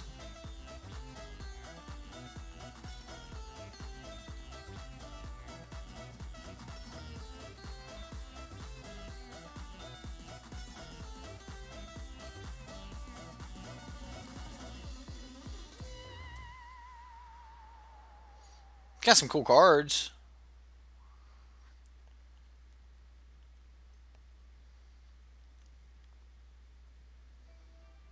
Is this like tailored for multiplayer or single player? Woodfall Primus. Oh my goodness, what a card! What a card! I love Woodfall Primus. So what? Where's Tooth and Nail?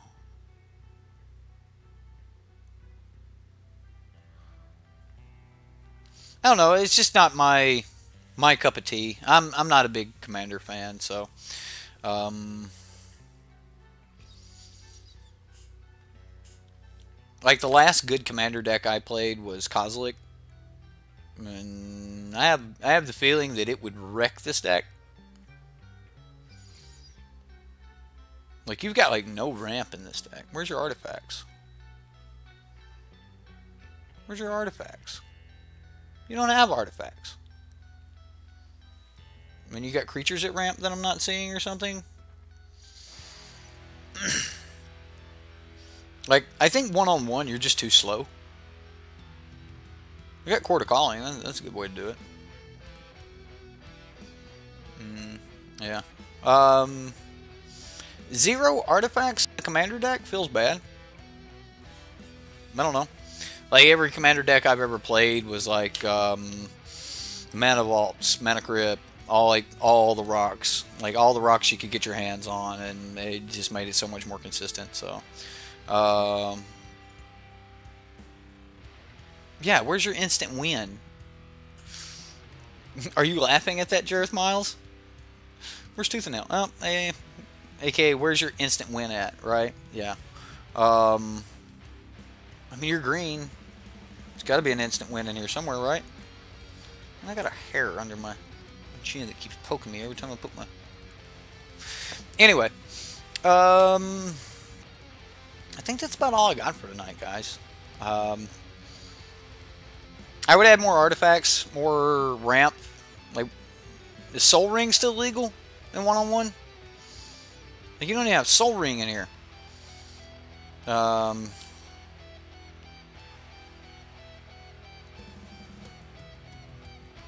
think it needs more ramp, more mana rocks. Other than that, it's cool. I like the Commander. Commander's pretty cool. So, deck is years old. Then you was gone for 10 years. Then you played Boros during GP Orlando 2013. Left again, and now you're Standard Boy now. Fair enough.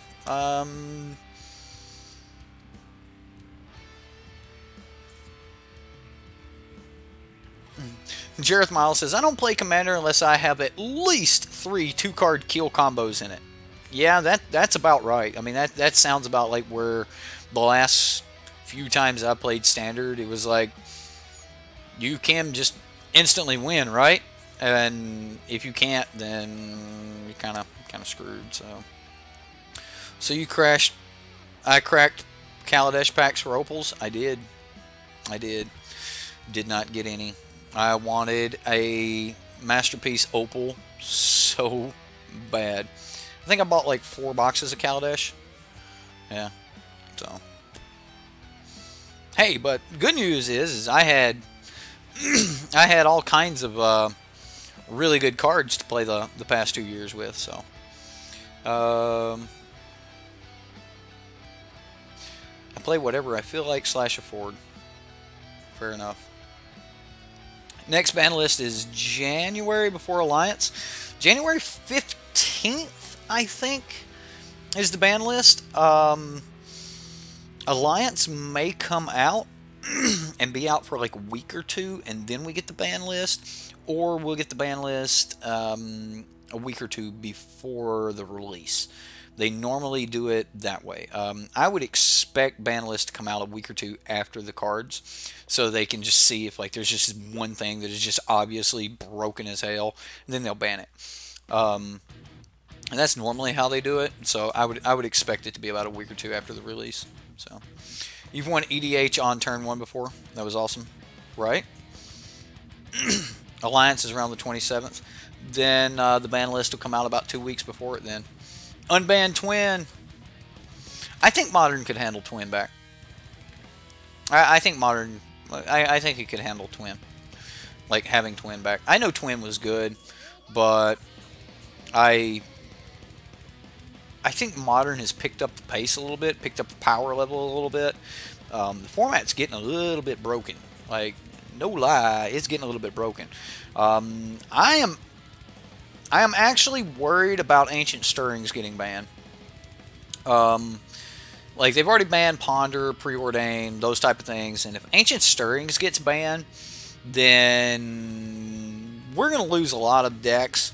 That's going to change the ball game a little bit in Modern.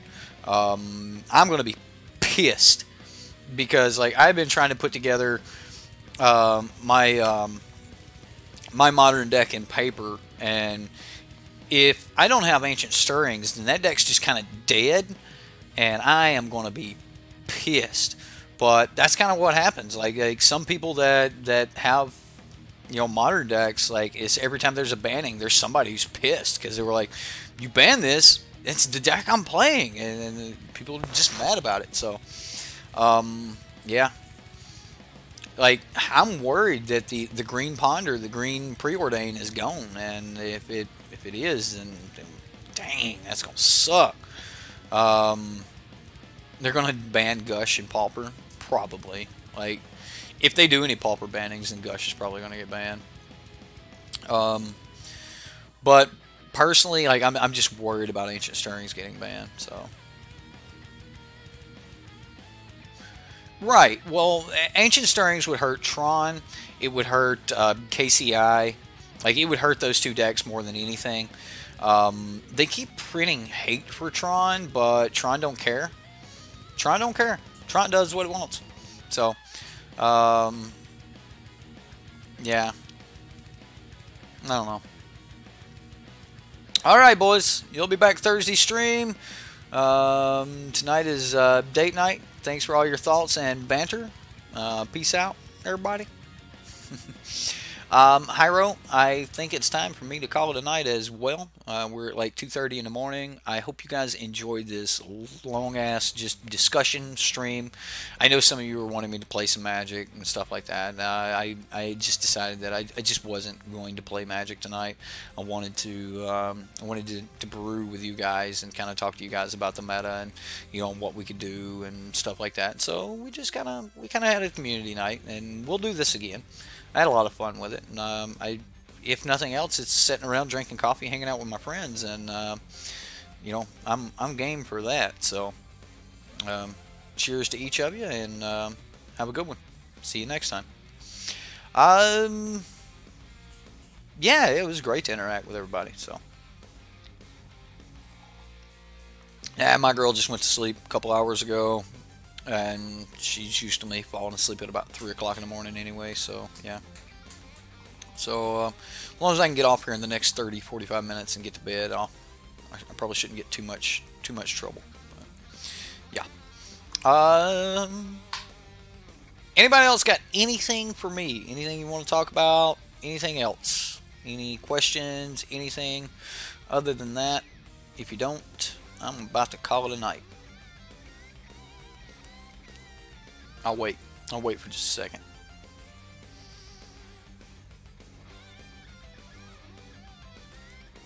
Alright. I'm going to say that that's it. Guys, gals, everybody, if you're watching in the future, on the replays, whatever, hope you had fun with this. And if you didn't like this and you're still watching at this point, what the hell is wrong with you? Don't watch something you don't like. Don't tell me about it in the comments that you didn't like this content. Skip to the next content. I do a lot of different types of content. You don't have to watch all of it. What the hell is wrong with you for watching 4 hours of something you don't like? Anyway, guys, gals, I had a lot of fun. I really did. I enjoy looking at your decks, talking about some decks. It helps me stay refreshed on what I'm thinking about, where we need to be. Kind of, keeping myself and helping keep everyone else in check as a community, going, hey, look, man, we just can't play this kind of crap. Like, it's fun. We do want to try it. Shit don't work. And I think that's important, you know, to ground ourselves to the reality of the meta from time to time. So with that in mind, don't play bad cards.